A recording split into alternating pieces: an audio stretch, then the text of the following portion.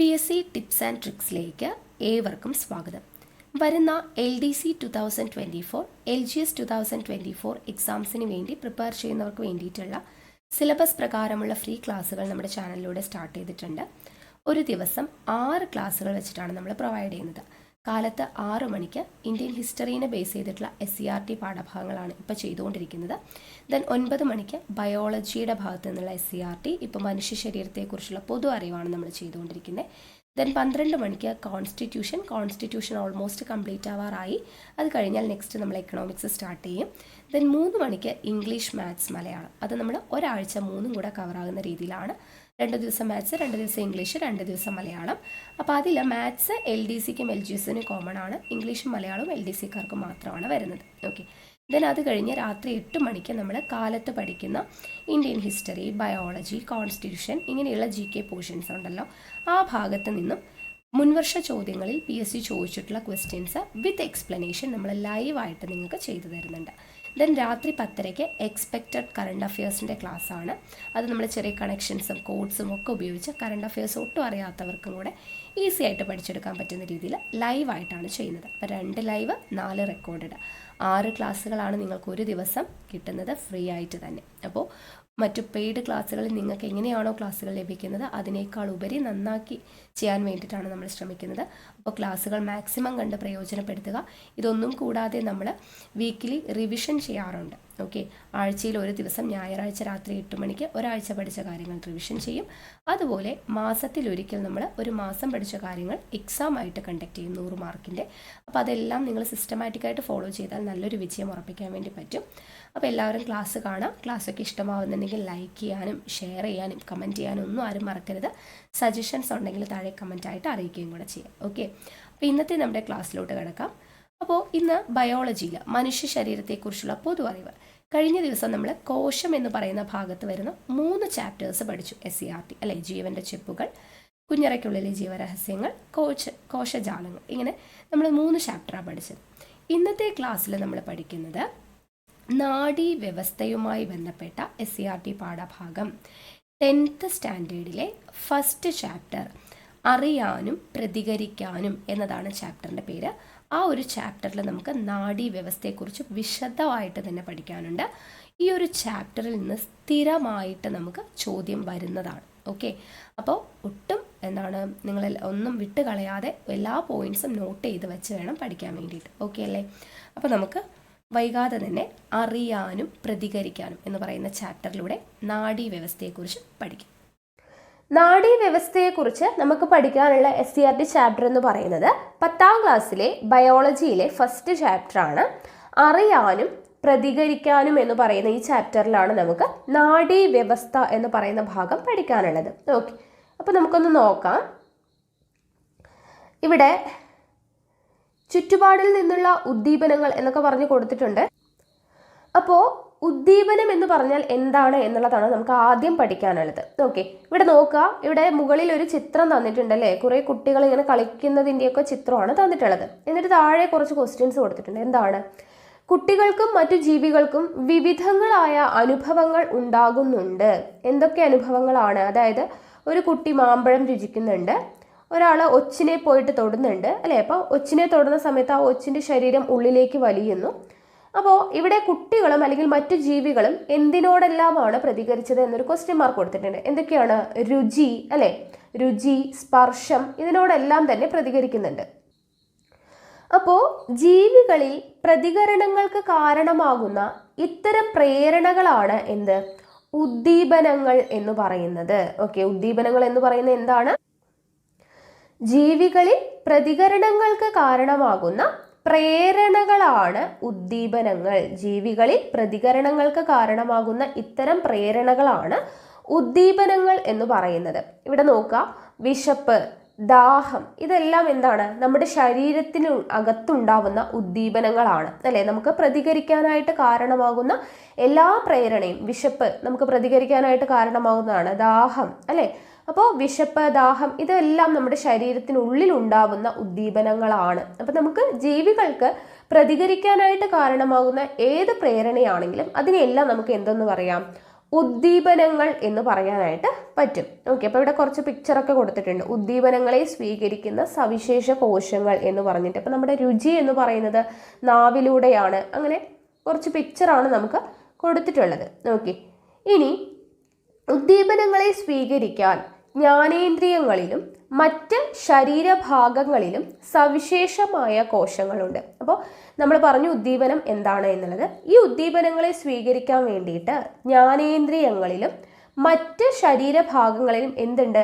അതിന് വേണ്ടിയിട്ടുള്ള സ്പെഷ്യൽ ആയിട്ടുള്ള കോശങ്ങളുണ്ട്. ഉദ്ദീപനങ്ങളെ സ്വീകരിക്കാൻ സവിശേഷമായിട്ടുള്ള കോശങ്ങളുണ്ട്. ഇവയാണ് ഗ്രാഹികൾ അഥവാ റിസപ്റ്റേഴ്സ് എന്ന് അറിയപ്പെടുന്നത്. ഓക്കെ, അപ്പം എന്താണ് ഗ്രാഹികൾ? ഉദ്ദീപനങ്ങളെ സ്വീകരിക്കാൻ ജ്ഞാനേന്ദ്രിയങ്ങളിലും മറ്റ് ശരീരഭാഗങ്ങളിലും പ്രത്യേകമായിട്ടുള്ള കോശങ്ങളുണ്ട്. ഇതാണ് ഗ്രാഹികൾ അഥവാ റിസപ്റ്റേഴ്സ് എന്ന് പറയുന്നത്. ഓക്കെ, അപ്പോൾ ഇവ എന്ത് ചെയ്യും? ഉദ്ദീപനങ്ങളെ സ്വീകരിച്ചതിന് ശേഷം ഉചിതമായ സന്ദേശങ്ങൾ രൂപപ്പെടുത്തുന്നു. ഉദ്ദീപനങ്ങൾ സ്വീകരിച്ച ശേഷം ഉചിതമായിട്ടുള്ള സന്ദേശങ്ങൾ രൂപപ്പെടുത്തുകയാണ് ചെയ്യുന്നത്. ഇനി ഉദ്ദീപനങ്ങളെ സ്വീകരിച്ച് ഗ്രാഹികൾ രൂപപ്പെടുത്തുന്ന സന്ദേശങ്ങൾ തലച്ചോറിൽ എത്തുന്നതോടുകൂടിയിട്ടാണ് പൊതുവെ പ്രതികരണ പ്രവർത്തനങ്ങൾ നടക്കുന്നത്. ഇപ്പം നമ്മൾ വിശന്നു കഴിഞ്ഞാൽ നമ്മൾ ഭക്ഷണം കഴിക്കുന്നു അല്ലേ? അപ്പോൾ അതിനോട് നമ്മൾ പ്രതികരിക്കുകയാണ്. അപ്പോൾ ഉദ്ദീപനങ്ങളെ സ്വീകരിച്ച് എന്ത് ചെയ്യുന്നു? ഗ്രാഹികൾ രൂപപ്പെടുത്തുന്ന സന്ദേശങ്ങൾ എവിടെ എത്തണം? നമ്മുടെ തലച്ചോറിൽ എത്തണം. അപ്പോഴാണ് നമ്മൾ അതുമായിട്ട് പ്രതികരിക്കുന്നത്. ഓക്കെ, പ്രതികരണ പ്രവർത്തനങ്ങൾ അവിടെ നടക്കുന്നത്. ഈ പ്രവർത്തനങ്ങളെ നിയന്ത്രിക്കുകയും ഏകോപിപ്പിക്കുകയും ചെയ്യുന്നതാണ് നാഡീവ്യവസ്ഥ. അപ്പം എന്താണ് നാഡീവ്യവസ്ഥ? നാഡീവ്യവസ്ഥയെക്കുറിച്ചാണ് നമ്മൾ പഠിക്കുന്നത് അല്ലേ? അപ്പോൾ എന്താണ് ഈ പ്രവർത്തനങ്ങൾ? ഏത് പ്രവർത്തനങ്ങളാണ്? ഉദ്ദീപനങ്ങളെ സ്വീകരിക്കുന്നത് ഗ്രാഹികളാണ്. അവ ഗ്രാഹികൾ സ്വീകരിച്ച് അത് തലച്ചോറിലോട്ട് എത്തുന്നു. തലച്ചോറിലോട്ട് എത്തുമ്പോഴാണ് നമ്മളുടെ പ്രതികരണ പ്രവർത്തനങ്ങൾ നടക്കുന്നത്. അപ്പം ഇങ്ങനെയുള്ള പ്രവർത്തനങ്ങളെ നിയന്ത്രിക്കുകയും ഏകോപിപ്പിക്കുകയും ചെയ്യുന്നത് ആരാണ്? നാഡീവ്യവസ്ഥയാണ്. കിട്ടിയോ? നാഡീവ്യവസ്ഥയാണ്. ഇനി ഇമ്പോർട്ടൻ്റ് ആയിട്ടുള്ളൊരു കാര്യം, നാഡീകോശം, ന്യൂറോൺ എന്ന് പറയുന്നത് എന്താണ്? നാഡീവ്യവസ്ഥയുടെ അടിസ്ഥാന നിർമ്മാണ ഘടകമാണ് നാഡീകോശം. നാഡീവ്യവസ്ഥയുടെ അടിസ്ഥാന നിർമ്മാണ ഘടകമാണ് നാഡീകോശം അഥവാ ന്യൂറോൺ എന്ന് പറയുന്നത്. ഓക്കെ, നാഡീവ്യവസ്ഥയുടെ അടിസ്ഥാന നിർമ്മാണ ഘടകമാണ് നാഡീകോശം അഥവാ ന്യൂറോൺ എന്ന് പറയുന്നത്. മറ്റെല്ലാ കോശങ്ങളെയും പോലെ നാഡീകോശത്തിനും എന്തുണ്ട്? കോശസ്തരവും കോശദ്രവ്യവും ന്യൂക്ലിയസും അതായത് മർമ്മവും ഉണ്ട്. നമ്മൾ പറഞ്ഞു ഒരു കോശത്തിൻ്റെ ഏറ്റവും പ്രധാനപ്പെട്ട 3 ഭാഗങ്ങളാണ് കോശസ്തരം, കോശദ്രവ്യം, ന്യൂക്ലിയസ് അല്ലെങ്കിൽ മർമ്മം എന്ന് പറയുന്നത്. അതുപോലെ തന്നെയാണ് മറ്റെല്ലാ കോശങ്ങളെയും പോലെ തന്നെ നാഡീകോശത്തിനും എന്തുണ്ട്?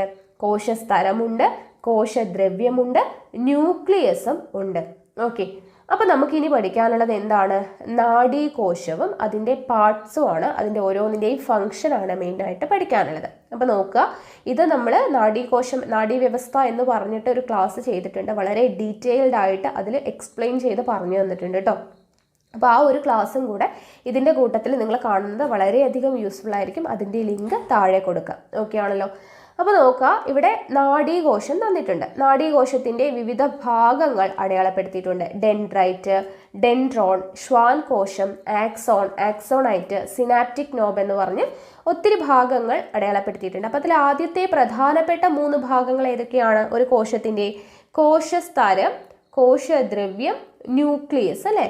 അപ്പോൾ അവിടെ കോശസ്തരം അവിടെ അടയാളപ്പെടുത്തിയിട്ടുണ്ട്. ബ്ലൂ കളറിലാണ് ഇത് 3 അടയാളപ്പെടുത്തിയിട്ടുള്ളത്. കോശശരീരം, കോശദ്രവ്യം, ന്യൂക്ലിയസ്. അത് 3 എന്താണ് അതിൻ്റെ ഫംഗ്ഷൻ എന്നുള്ള കാര്യം നമ്മൾ വളരെ ഡീറ്റെയിൽഡ് ആയിട്ട് കോശം എന്ന് പറയുന്ന കഴിഞ്ഞ ക്ലാസ്സിൽ പഠിച്ചായിരുന്നു.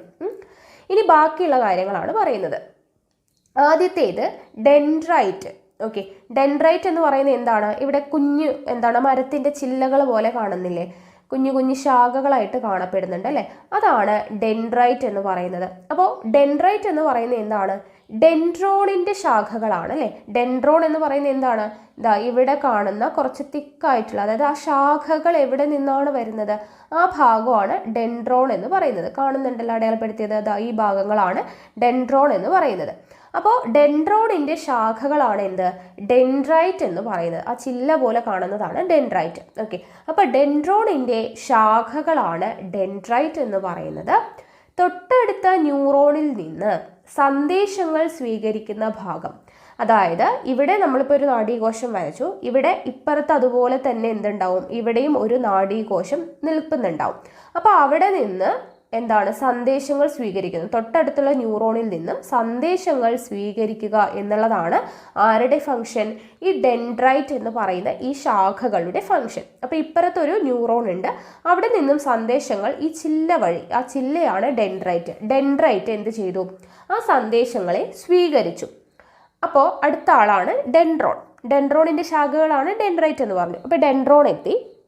ഇനി കോശശരീരത്തിൽ നിന്നുള്ള നീളം കുറഞ്ഞ തന്തു, നമ്മൾ പറഞ്ഞ ഈ ശാഖ സ്റ്റാർട്ട് ചെയ്യുന്ന കുഞ്ഞു ലൈൻ ഇല്ല, ഇവിടെ കാണുന്ന കുഞ്ഞു ലൈനാണ് എന്ത് പറയുന്നത്, ഡെൻഡ്രോൺ എന്ന് പറയുന്നത്. ഞാൻ ലൈൻ വരച്ചുകൊണ്ടിരിക്കുന്നുണ്ടോ, അതാണ് ഡെൻഡ്രോൺ എന്ന് പറയുന്നത്. എല്ലാം കൂടെ കൺഫ്യൂഷൻ ആവുന്നുണ്ടോ? നമ്മൾ ബോർഡിൽ കറക്റ്റായിട്ട് നല്ല രീതിയിൽ വലിയ പിക്ചറൊക്കെ വരച്ച് എക്സ്പ്ലെയിൻ ചെയ്തിട്ടുണ്ട് കേട്ടോ. അപ്പോൾ നമ്മൾ ഡെൻഡ്രൈറ്റ് മാച്ചു കേട്ടോ. ഡെൻഡ്രൈറ്റ് എന്താണെന്ന് മനസ്സിലായില്ല, ആ ശാഖകളാണ് ഡെൻഡ്രൈറ്റ്. ഇനി ഡെൻഡ്രോൺ മാത്രം അടയാളപ്പെടുത്തി തരാം. അതായത് ഈ ഡെൻഡ്രൈറ്റ് എവിടെ നിന്നാണോ സ്റ്റാർട്ട് ചെയ്യുന്നത്, അതായത് ഈ കുഞ്ഞു ലൈനാണ് ഡെൻഡ്രോൺ എന്ന് പറയുന്നത്, കാണുന്നുണ്ടല്ലോ. അപ്പോൾ ഏറ്റവും നീളം കുറഞ്ഞ തന്തുവാണ്, കോശശരീരത്തിൽ നിന്നുള്ള നീളം കുറഞ്ഞ തന്തുവാണ് ഡെൻഡ്രോൺ എന്ന് പറയുന്നത്. ഈ കോശശരീരത്തിൽ നിന്നുള്ള നീളം കുറഞ്ഞ ഈ ഒരു കുഞ്ഞു ലൈനാണ് ഡെൻഡ്രോൺ. ഇത് എന്താണ് ഫംഗ്ഷൻ ഡെൻഡ്രോണിൻ്റെ? നമ്മൾ പറഞ്ഞു ഡെൻഡ്രൈറ്റ് എന്ത് ചെയ്തു, തൊട്ടടുത്തുള്ള ന്യൂറോണിൽ നിന്ന് സന്ദേശങ്ങൾ സ്വീകരിച്ചു. ആ സന്ദേശങ്ങൾ അല്ലെങ്കിൽ ആ ആവേഗങ്ങളെ, ഡെൻഡ്രൈറ്റിൽ നിന്നും ആവേഗങ്ങളെ കോശ ശരീരത്തിൽ എത്തിക്കുന്നു. കോശ ശരീരം ഏതാണ്? ഇതാണ് നമ്മുടെ കോശ ശരീരം എന്ന് പറയുന്നത് അല്ലേ. അപ്പോൾ കോശ ശരീരത്തിലോട്ട് എത്തിക്കുന്നത് ആരാണ്? ഡെൻഡ്രോൺ ആണ്. ഓക്കെ, അപ്പോൾ പിക്ചർ വെച്ച് പഠിക്കുകയാണെങ്കിൽ എളുപ്പമാണ്. ആദ്യം കാണുന്ന ആള് ശാഖയാണ്, ഡെൻഡ്രൈറ്റ് ആണ്. അത് അടുത്തുള്ള ന്യൂറോണിൽ നിന്ന് സന്ദേശങ്ങൾ സ്വീകരിച്ചു. അതെന്താണ്? ഡെൻഡ്രോൺ വഴി ഡെൻഡ്രോൺ എന്ത് ചെയ്യുന്നു, ഡെൻഡ്രൈറ്റിൽ നിന്നും ആവേഗങ്ങളെ കോശ ശരീരത്തിലോട്ട്, ഇവിടേക്കോട്ട് എത്തിക്കുന്നു, കോശ ശരീരത്തിലോട്ട് എത്തിക്കുന്നു. കിട്ടിയല്ലോ. ഇനി ശ്വാൻ കോശം, അടുത്ത ആളാണ് ശ്വാൻ കോശം. ശ്വാൻ കോശം എന്ന് പറയുന്നത് എവിടെയാണ് അടയാളപ്പെടുത്തിയിരിക്കുന്നത്? ഇവിടെ ഇങ്ങനെ നീളത്തിൽ കാണുന്നില്ലേ, അപ്പോൾ അതിൻ്റെ പുറത്തായിട്ട് ഇങ്ങനെ കാണുന്നുണ്ട് അല്ലേ, അതാണ് ശ്വാൻ കോശം. അപ്പോൾ അതിന് മുന്നേ നമുക്ക് ആക്സോൺ പഠിക്കണം അല്ലേ. ആക്സോൺ, ഡെൻഡ്രോൺ കഴിഞ്ഞു കഴിഞ്ഞാൽ ആവേഗങ്ങളെ കോശ ശരീരത്തിലോട്ട് എത്തിക്കുന്നു, അത്രയും പഠിച്ചു. ഇനി ആക്സോണിൻ്റെ ഫംഗ്ഷൻ എന്താണ്? കോശ ശരീരത്തിൽ നിന്നുള്ള നീളം കൂടിയ തന്തു ഏതാണ്? ആക്സോൺ. ഈ യെല്ലോ കളറിൽ ഇങ്ങനെ നീളത്തിൽ കാണുന്നില്ലേ, അതാണ് ആക്സോൺ എന്ന് പറയുന്നത്. അപ്പോൾ കോശ ശരീരത്തിൽ നിന്നുള്ള നീളം കൂടിയ തന്തുവാണ് ആക്സോൺ എന്ന് പറയുന്നത്. ഇവ എന്ത് ചെയ്യുന്നു? കോശ ശരീരത്തിൽ നിന്നും ആവേഗങ്ങളെ പുറത്തേക്ക് സംവഹിക്കുന്നു. അപ്പോൾ ഡെൻഡ്രൈറ്റ് ആവേഗങ്ങൾ സ്വീകരിച്ചു, അത് ഡെൻഡ്രോൺ വഴി കോശ ശരീരത്തിലെത്തി. കോശ ശരീരത്തിൽ നിന്നുള്ള നീളം കൂടിയ തന്തുവായിട്ടുള്ള ആക്സോണിലൂടെ ഈ ആവേഗങ്ങൾ എന്ത് ചെയ്യുന്നു? പുറത്തേക്ക് സംവഹിക്കുന്നു. ഓക്കെ, പുറത്തേക്ക് സംവഹിക്കുന്നു. അപ്പോൾ ഇവിടെ ആക്സോണിൻ്റെ അപ്പുറം ഇപ്പുറമായിട്ട് ഇങ്ങനെ വരച്ചിട്ടുണ്ട് അല്ലെ, വൈറ്റ് കളറിൽ ഇങ്ങനെ കാണുന്നുണ്ട്, അതാണ് ശ്വാൻ കോശം. ആ ശ്വാൻ കോശം എന്താണ് ചെയ്യുന്നത്? ഈ ആവരണത്തെ അല്ലെ, ആക്സോണിനെ ചുറ്റിയല്ലേ കാണുന്നത്. അപ്പോൾ ആക്സോണിനെ വലയം ചെയ്യുന്ന ആളാണ് ശ്വാൻ കോശം. ശ്വാൻ കോശം എന്താണ്? ആക്സോണിനെ വലയം ചെയ്യുന്ന ആളാണ്. ഓക്കെ, ഇപ്പോൾ പിക്ചർ നോക്കിക്കഴിഞ്ഞാൽ നമുക്ക് കറക്റ്റായിട്ട് അറിയാൻ പറ്റും. അപ്പോൾ ആക്സോണിനെ വലയം ചെയ്ത് കാണുന്നതാണ് ശ്വാൻ കോശം. അപ്പോൾ എന്തൊക്കെ സംഭവിച്ചു? ഇപ്പോൾ ഡെൻഡ്രൈറ്റ്, ഞാൻ റിപ്പീറ്റ് ചെയ്ത് പറയുന്നത് കറക്റ്റായിട്ട് നിങ്ങൾക്ക് തറോ ആവാൻ വേണ്ടിയിട്ടാണ് കേട്ടോ. അപ്പോൾ ഡീറ്റെയിൽ ആയിട്ട് നന്നായിട്ട് ആ ചിത്രം നോക്കി മനസ്സിലാക്കി പഠിക്കുക. ഡെൻഡ്രൈറ്റ് എന്ത് ചെയ്തു? തൊട്ടടുത്തുള്ള ന്യൂറോണിൽ നിന്നും സന്ദേശങ്ങൾ സ്വീകരിച്ചു. ഓക്കെ, ഇയാൾ സന്ദേശങ്ങൾ സ്വീകരിച്ചു. അതിനുശേഷം ഈ നീളം കുറഞ്ഞ തന്തു ഡെൻഡ്രോൺ എന്ത് ചെയ്തു? അതിനെ സ്വീകരിച്ചിട്ട് അത് ഇപ്പുറത്ത് കിടക്കുന്ന കോശ ശരീരത്തിലോട്ട് എത്തിച്ചു. ഈ കോശ ശരീരത്തിൽ നിന്നും എന്ത് ചെയ്തു? ആവേഗങ്ങളെ ആക്സോൺ ഇങ്ങനെ കൊണ്ടുപോയിട്ട് പുറത്തോട്ട് എത്തിച്ചു. ഓക്കെ, അപ്പോൾ ആ ആക്സോണിനെ ചുറ്റി കാണുന്നതാണ് ശ്വാൻ കോശം. ഇത്രയും മനസ്സിലായല്ലോ. ഇനി ആക്സോണൈറ്റ്. അപ്പോൾ ഈ ആക്സോൺ എന്ന് പറയുന്നത് പുറത്തേക്ക് എന്ത് കൊണ്ടുപോയി? ആവേഗങ്ങളെ കൊണ്ടുപോയി. ഈ ആവേഗങ്ങളെ സിനാപ്റ്റിക് നോബിൽ എത്തിക്കുന്നതാണ് ആക്സോണൈറ്റ്. ആക്സോണൈറ്റ് എന്ന് പറയുന്നത് എന്താണ്? ഇവിടെ കാണുന്ന ഈ ശാഖകൾ, ആക്സോണിൻ്റെ ഈ 2-3 ശാഖകൾ കാണുന്നില്ലേ, ആ ഭാഗമാണ് ആക്സോണൈറ്റ് എന്ന് പറയുന്നത്. ഈ ആക്സോണൈറ്റ് എന്ത് ചെയ്യുന്നു? ഈ കൊണ്ടുപോയിട്ടുള്ള ആവേഗങ്ങളെ സിനാപ്റ്റിക് നോബ്, ഏതാണ് സിനാപ്റ്റിക് നോബ്? തൊട്ടടുത്ത് കാണുന്ന ഈ ശാഖകളിൽ ഓരോ കുഞ്ഞു ബോൾ പോലെ ഇങ്ങനെ കാണുന്നില്ലേ, അതാണ് സിനാപ്റ്റിക് നോബ്. അപ്പോൾ ആക്സോണിൽ നിന്നും ആവേഗങ്ങളെ സിനാപ്റ്റിക് നോബിലോട്ട് എത്തിക്കുന്നത് ഇവിടെ കാണുന്ന ആക്സോണൈറ്റ് ആണ്. ഓക്കെ ആണല്ലോ. അപ്പോൾ അങ്ങനെ സിനാപ്റ്റിക് നോബിൽ എത്തിക്കുന്നു. അപ്പോൾ ഇനി സിനാപ്റ്റിക് നോബ് എന്താണ്? ആക്സോണൈറ്റിൻ്റെ അഗ്രഭാഗമാണ് അല്ലേ ആക്സോണൈറ്റിൻ്റെ. ഇതാണ് ആക്സോണൈറ്റ് എന്ന് പറയുന്നത്. ആക്സോണൈറ്റ് കാണുന്നുണ്ടല്ലോ, ഇതാണ് ആക്സോണൈറ്റ്. ഈ ആക്സോണൈറ്റിൻ്റെ അഗ്രഭാഗമാണ് എന്ത്? സിനാപ്റ്റിക് നോബ് എന്ന് പറയുന്നത്. അപ്പോൾ ഈ എന്താണ് ആവേഗങ്ങളെ സിനാപ്റ്റിക് നോബിലെത്തി അതിനുശേഷം എന്താണ് നാഡീയ പ്രേഷകം സ്രവിക്കുന്നു. ഓക്കെ, അപ്പോൾ ഇത്രയാണ് നമ്മുടെ നാഡീകോശത്തിൻ്റെ ഫങ്ഷൻ എന്ന് പറയുന്നത്. ഓരോ പാർട്സ് എന്താണെന്ന് പഠിച്ചു, അതിൻ്റെ ഓരോന്നിൻ്റെ ഫങ്ഷൻ പഠിച്ചു. ഒന്നുകൂടെ പറയാം. ഡെൻഡ്രൈറ്റ്, ഡെൻഡ്രോണിൻ്റെ ഈ ശാഖകളാണ് ഡെൻഡ്രൈറ്റ്. ഡെൻഡ്രൈറ്റ് എന്ത് ചെയ്തു? തൊട്ടടുത്തുള്ള ന്യൂറോണിൽ നിന്ന് സന്ദേശങ്ങൾ സ്വീകരിച്ചു. അത് എന്ത് ചെയ്തു? ഡെൻഡ്രോൺ എന്ന് പറയുന്ന നീളം കുറഞ്ഞ തന്തു കോശ ശരീരത്തിലോട്ട് എത്തിക്കുന്നു. അപ്പോൾ എന്താണ്? ആ കോശ ശരീരത്തിലോട്ട് എത്തിച്ച ആവേഗങ്ങളെ നീളം കൂടിയ ആക്സോൺ എന്ത് ചെയ്യുന്നു? ശരീരത്തിന് പുറത്തോട്ട് കൊണ്ടുപോകുന്നു. അപ്പോൾ അതിൻ്റെ ചുറ്റും വലയം ചെയ്ത് കാണപ്പെടുന്നതാണ് ശ്വാൻകോശം. ആ ആക്സോണൈറ്റിലേക്ക് അല്ലെങ്കിൽ ശരീരത്തിന് പുറത്തേക്ക് കൊണ്ടുപോയിട്ടുള്ളതിനെ ആക്സോണിൻ്റെ ശാഖകൾ എവിടേക്ക് എത്തുന്നു? ആക്സോണൈറ്റ് എവിടേക്ക് എത്തിക്കുന്നു? സിനാപ്റ്റിക് നോബിലോട്ട് എത്തിക്കുന്നു. സിനാപ്റ്റിക് നോബ് എന്ന് പറയുന്നത് എന്താണ്? ആക്സോണൈറ്റിൻ്റെ അഗ്രഭാഗമാണ്. നാഡീയ പ്രേഷകം സ്രവിക്കുന്നു എന്നുള്ളതാണ് സിനാപ്റ്റിക് നോബിൻ്റെ ഫങ്ഷൻ. ഓക്കെ ആണല്ലോ. അപ്പം ഇത്രയുമാണ് എന്ത് നമ്മുടെ നാഡീകോശത്തിൻ്റെ ഘടനയും ധർമ്മവും എന്ന് പറയുന്നത്. ഓക്കെ, ഇത്രയും കിട്ടിയല്ലോ. ഇനി നമുക്ക് ഇമ്പോർട്ടൻ്റ് ആയിട്ട് പഠിക്കേണ്ടതാണ് മൈലിൻ ഷീത്ത് എന്താണ് എന്നുള്ളത്. ഓക്കെ, മിക്ക ആക്സോണുകളുടെയും കൊഴുപ്പടങ്ങിയ മയലിൻ എന്ന് പറയുന്ന സ്ഥലം ആവർത്തിച്ച് വലയം ചെയ്തിരിക്കുന്നു. അപ്പം ആക്സോണിനെ വലയം ചെയ്ത് കാണപ്പെടുന്ന കൊഴുപ്പടങ്ങിയിട്ടുള്ള ഒരു സ്ഥലമാണ് എന്ത്? മയലിൻ എന്ന് പറയുന്നത്. ഓക്കെ, ആക്സോണുകളെ വലയം ചെയ്ത് കാണപ്പെടുന്ന കൊഴുപ്പടങ്ങിയിട്ടുള്ളൊരു എന്താണ് ആവരണമാണ് മയലിൻ എന്ന് പറയുന്നത്. ഇവയാണ് എന്തെന്ന് പറയുന്നത്? മയലിൻ ഷീത്ത് എന്ന് പറയുന്നത്. അപ്പം ആക്സോണിനെ വലയം ചെയ്ത് കാണപ്പെടുന്നതാണ് മയലിൻ ഷീത്ത്. ഇവിടെ നമുക്ക് പിക്ചർ തന്നിട്ടുണ്ട് അല്ലേ, മയലിൻ ഷീത്ത്. അപ്പോൾ എന്താണ് മയലിൻ ഷീത്തിൻ്റെ പ്രത്യേകത എന്നുള്ള കാര്യങ്ങളൊക്കെ ഇതാ അവിടെ കൊടുത്തിട്ടുണ്ട്. ഒരു കൂട്ടം ആക്സോണുകൾ ചേർന്നതാണ് നാഡി. നാഡി എന്ന് പറയുന്നത് എന്താണ്? ഒരു കൂട്ടം ആക്സോണുകൾ ചേർന്നതാണ്. ആക്സോൺ എന്താണെന്ന് നമ്മൾ പഠിച്ചു അല്ലേ? ആക്സോൺ ആണ് കോശ ശരീരത്തിൽ നിന്നും ആവേഗങ്ങളെ ശരീരത്തിന് പുറത്തോട്ട് കൊണ്ടുപോകുന്നത്. അപ്പോൾ അതാണ് ആക്സോണുകൾ. നീളം കൂടിയ തന്തുവാണ്. അപ്പോൾ ഒരു കൂട്ടം ആക്സോണുകൾ ചേരുന്നതാണ് എന്ത്? നാഡി എന്ന് പറയുന്നത്. അവയിലെ മൈലിൻ ഷീത്ത് രൂപപ്പെട്ടിരിക്കുന്നത് ശ്വാൻ കോശങ്ങളാലാണ്. നമ്മൾ പറഞ്ഞു അല്ലെ, ശ്വാൻ കോശം ആക്സോണിനെ വലയം ചെയ്ത് കാണപ്പെടുന്ന ആ വൈറ്റ് കളറിലുള്ളതാണ് ശ്വാൻ കോശം. അപ്പോൾ മൈലിൻ ഷീത്ത് എന്ന് പറയുന്നത് ശ്വാൻ കോശങ്ങളാലാണ് നിർമ്മിതമായിട്ടുള്ളത്. മസ്തിഷ്കത്തിലെയും സുഷുമ്നയിലെയും മൈലിൻ ഷീത്ത് ഒളിഗോഡെൻഡ്രോസൈറ്റുകൾ എന്ന സവിശേഷ കോശങ്ങളാൽ നിർമ്മിക്കപ്പെട്ടിരിക്കുന്നു. എവിടേക്കാണ്? മസ്തിഷ്കത്തിലെയും സുഷുമ്നയിലെയും മൈലിൻ ഷീത്ത് എന്തുകൊണ്ടാണ് നിർമ്മിച്ചിരിക്കുന്നത്? ഒളിഗോഡെൻഡ്രൈറ്റുകൾ, ഓക്കെ, ഒളിഗോഡെൻഡ്രോസൈറ്റുകൾ എന്ന സവിശേഷ കോശങ്ങളാൽ നിർമ്മിക്കപ്പെട്ടിരിക്കുന്നു. മൈലിൻ ഷീത്തിന് തിളങ്ങുന്ന വെള്ള നിറമാണ്. അപ്പോൾ മൈലിൻ ഷീറ്റിൻ്റെ നിറം എന്താണ്? തിളങ്ങുന്ന വെള്ള നിറമാണ്. മസ്തിഷ്കത്തിലും സുഷുമ്നയിലും മൈലിൻ ഷീത്ത് ഉള്ള നാഡീകോശങ്ങൾ കൂടുതലായി കാണപ്പെടുന്ന ഭാഗമാണ് വൈറ്റ് മാറ്റർ. ഓക്കെ, എന്താണ് വൈറ്റ് മാറ്റർ? മസ്തിഷ്കത്തിലും സുഷുമ്നയിലും മൈലിൻ ഷീത്ത് ഉള്ള നാഡീകോശങ്ങൾ കൂടുതലായിട്ട് കാണപ്പെടുന്ന ഭാഗമാണ് വൈറ്റ് മാറ്റർ. അപ്പോൾ മൈലിൻ ഷീത്ത്, അത് ശ്വാൻ കോശം എന്ന് പറയുന്നത് വൈറ്റ് കളറിലല്ലേ, അപ്പോൾ അത് കൂടുതലായിട്ട് കാണപ്പെടുന്ന ഭാഗം വൈറ്റ് ആയിട്ടുണ്ടാകും. അപ്പോൾ വൈറ്റ് മാറ്റർ ആ രീതിയിൽ ഓർത്ത് വയ്ക്കാം. ഓക്കെ, ഇനി മൈലിൻ ഷീത്ത് ഇല്ലെങ്കിൽ അതെന്താണ്? അപ്പോൾ അതിനെ ഗ്രേ മാറ്റർ എന്നാണ് പറയുന്നത്. ഓക്കെ, മൈലിൻ ഷീത്ത് ഇല്ലെങ്കിൽ അതിനെ ഗ്രേ മാറ്റർ എന്നാണ് പറയപ്പെടുന്നത്. ഓക്കെ, അപ്പോൾ മൈലിൻ ഷീത്ത് ഉള്ള നാഡീകോശങ്ങൾ വൈറ്റ് മാറ്ററും മൈലിൻ ഷീത്ത് ഇല്ലാത്ത നാഡീകോശങ്ങൾ കാണപ്പെടുന്ന ഭാഗമാണ് ഗ്രേ മാറ്റർ എന്ന് പറയുന്നത്. ഓക്കെ, ഇവിടെ ഒളിഗോഡെൻഡ്രോസൈറ്റുകളും ശ്വാൻ കോശങ്ങളും എന്ന് പറഞ്ഞിട്ടൊരു ടേബിൾ കൊടുത്തിട്ടുണ്ട്, അത് നോക്കാം. നാഡീകോശങ്ങൾക്ക് സംരക്ഷണം നൽകുന്നവയാണ് ഒളിഗോഡെൻഡ്രോസൈറ്റുകളും ശ്വാൻ കോശങ്ങളും. ഓക്കെ, നാഡീകോശങ്ങൾക്ക് സംരക്ഷണം നൽകുന്നവയാണ് ഒളിഗോഡെൻഡ്രോസൈറ്റുകളും പിന്നെ എന്തൊക്കെയാണ്? ശ്വാൻ കോശങ്ങളും. ഒരു ഒളിഗോഡെൻഡ്രോസൈറ്റ് ഒരേ സമയം പല ആക്സോണുകളെ പൊതിഞ്ഞോ ഒരു ആക്സോണിൻ്റെ വിവിധ ഭാഗങ്ങളെ പല തവണ പൊതിഞ്ഞോ മൈലിൻ ഷീത്ത് നിർമ്മിക്കുന്നു. ഒരു ഒളിഗോഡെൻഡ്രോസൈറ്റ് എന്ത് ചെയ്യുന്നു? ഒരേ സമയം പല ആക്സോണുകളെ പൊതിഞ്ഞോ അല്ലെങ്കിൽ ഒരു ആക്സോണിൻ്റെ വിവിധ ഭാഗങ്ങളെ പല തവണ പൊതിഞ്ഞോ മൈലിൻ ഷീത്ത് നിർമ്മിക്കുന്നു എന്നാണ് പറയുന്നത്.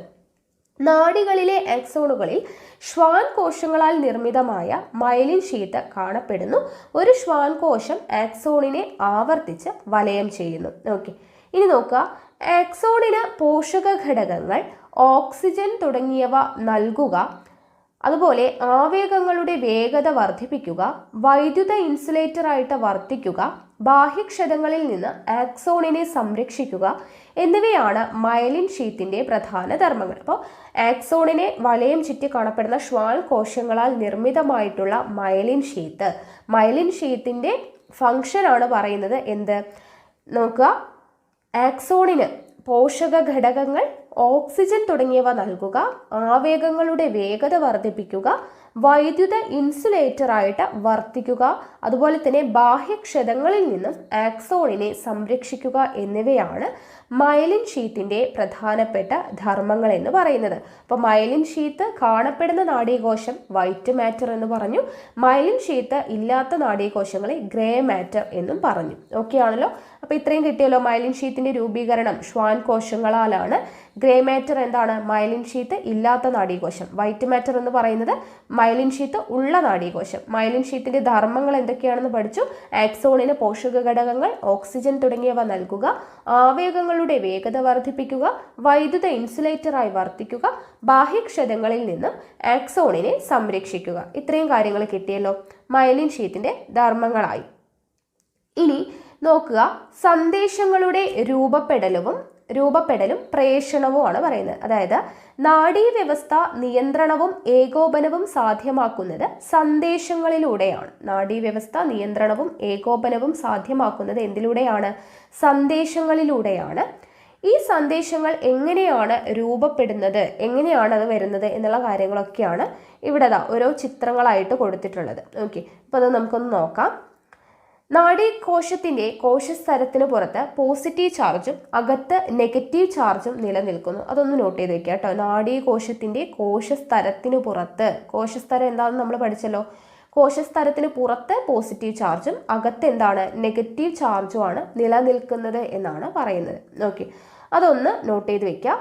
ഇനി ചില അയോണുകളുടെ വിന്യാസത്തിലുള്ള വ്യത്യാസമാണ് ഇതിന് കാരണം. അപ്പോൾ ഇങ്ങനെ പോസിറ്റീവ് ചാർജ് പുറത്തും അകത്ത് നെഗറ്റീവ് ചാർജ് നിലനിൽക്കാൻ കാരണം എന്താണ്?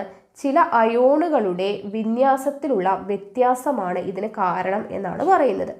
ഇനി ഉദ്ദീപിക്കപ്പെടുമ്പോൾ ആ ഭാഗത്ത് അയോണുകളുടെ വിന്യാസത്തിൽ വ്യത്യാസമുണ്ടാകുന്നതിനാൽ കോശസ്തരത്തിനകത്ത് പോസിറ്റീവ് ചാർജും പുറത്ത് നെഗറ്റീവ് ചാർജുമായി മാറുന്നു. എന്തുകൊണ്ടാണ്? ഉദ്ദീപിക്കപ്പെടുമ്പോൾ, ഉദ്ദീപനം എന്താണ് എന്ന് നമ്മൾ പഠിച്ചു. ഉദ്ദീപിക്കപ്പെടുമ്പോൾ ആ ഭാഗത്ത് എന്ത് ചെയ്യുന്നു? അയോണുകളുടെ വിന്യാസത്തിൽ വ്യത്യാസം വരുന്നതുകൊണ്ട് കോശസ്തരത്തിനകത്ത് പോസിറ്റീവ് ചാർജും പുറത്ത് നെഗറ്റീവ് ചാർജും ആയിട്ട് മാറുന്നു. ഓക്കെ, സാധാരണ കോശസ്തരത്തിന് പുറത്ത് എന്താണ്? നെഗറ്റീവും ഉള്ളില് പോസിറ്റീവും, അങ്ങനെയാണ് നമ്മൾ പറഞ്ഞത് അല്ലേ. അപ്പൊ കോശസ്തരത്തിനകത്ത് പോസിറ്റീവ് ചാർജ് പുറത്ത് നെഗറ്റീവ് ചാർജുമായിട്ട് മാറുന്നു എന്നാണ് പറയുന്നത്. ഓക്കെ, അപ്പോൾ നൈമിഷികമായി ഉണ്ടാകുന്ന ചാർജ് വ്യതിയാനം തൊട്ടടുത്ത ഭാഗത്തെ ഉത്തേജിപ്പിച്ച് സമാന രീതിയിലുള്ള ചാർജ് വ്യതിയാനം ഉണ്ടാക്കുന്നു. ഓക്കെ, അപ്പോൾ നമ്മളിപ്പോൾ പറഞ്ഞു നാഡീവ്യവസ്ഥയുടെ ഫംഗ്ഷൻ നമ്മൾ ഓരോ ഭാഗമായിട്ട് പറഞ്ഞു അല്ലേ.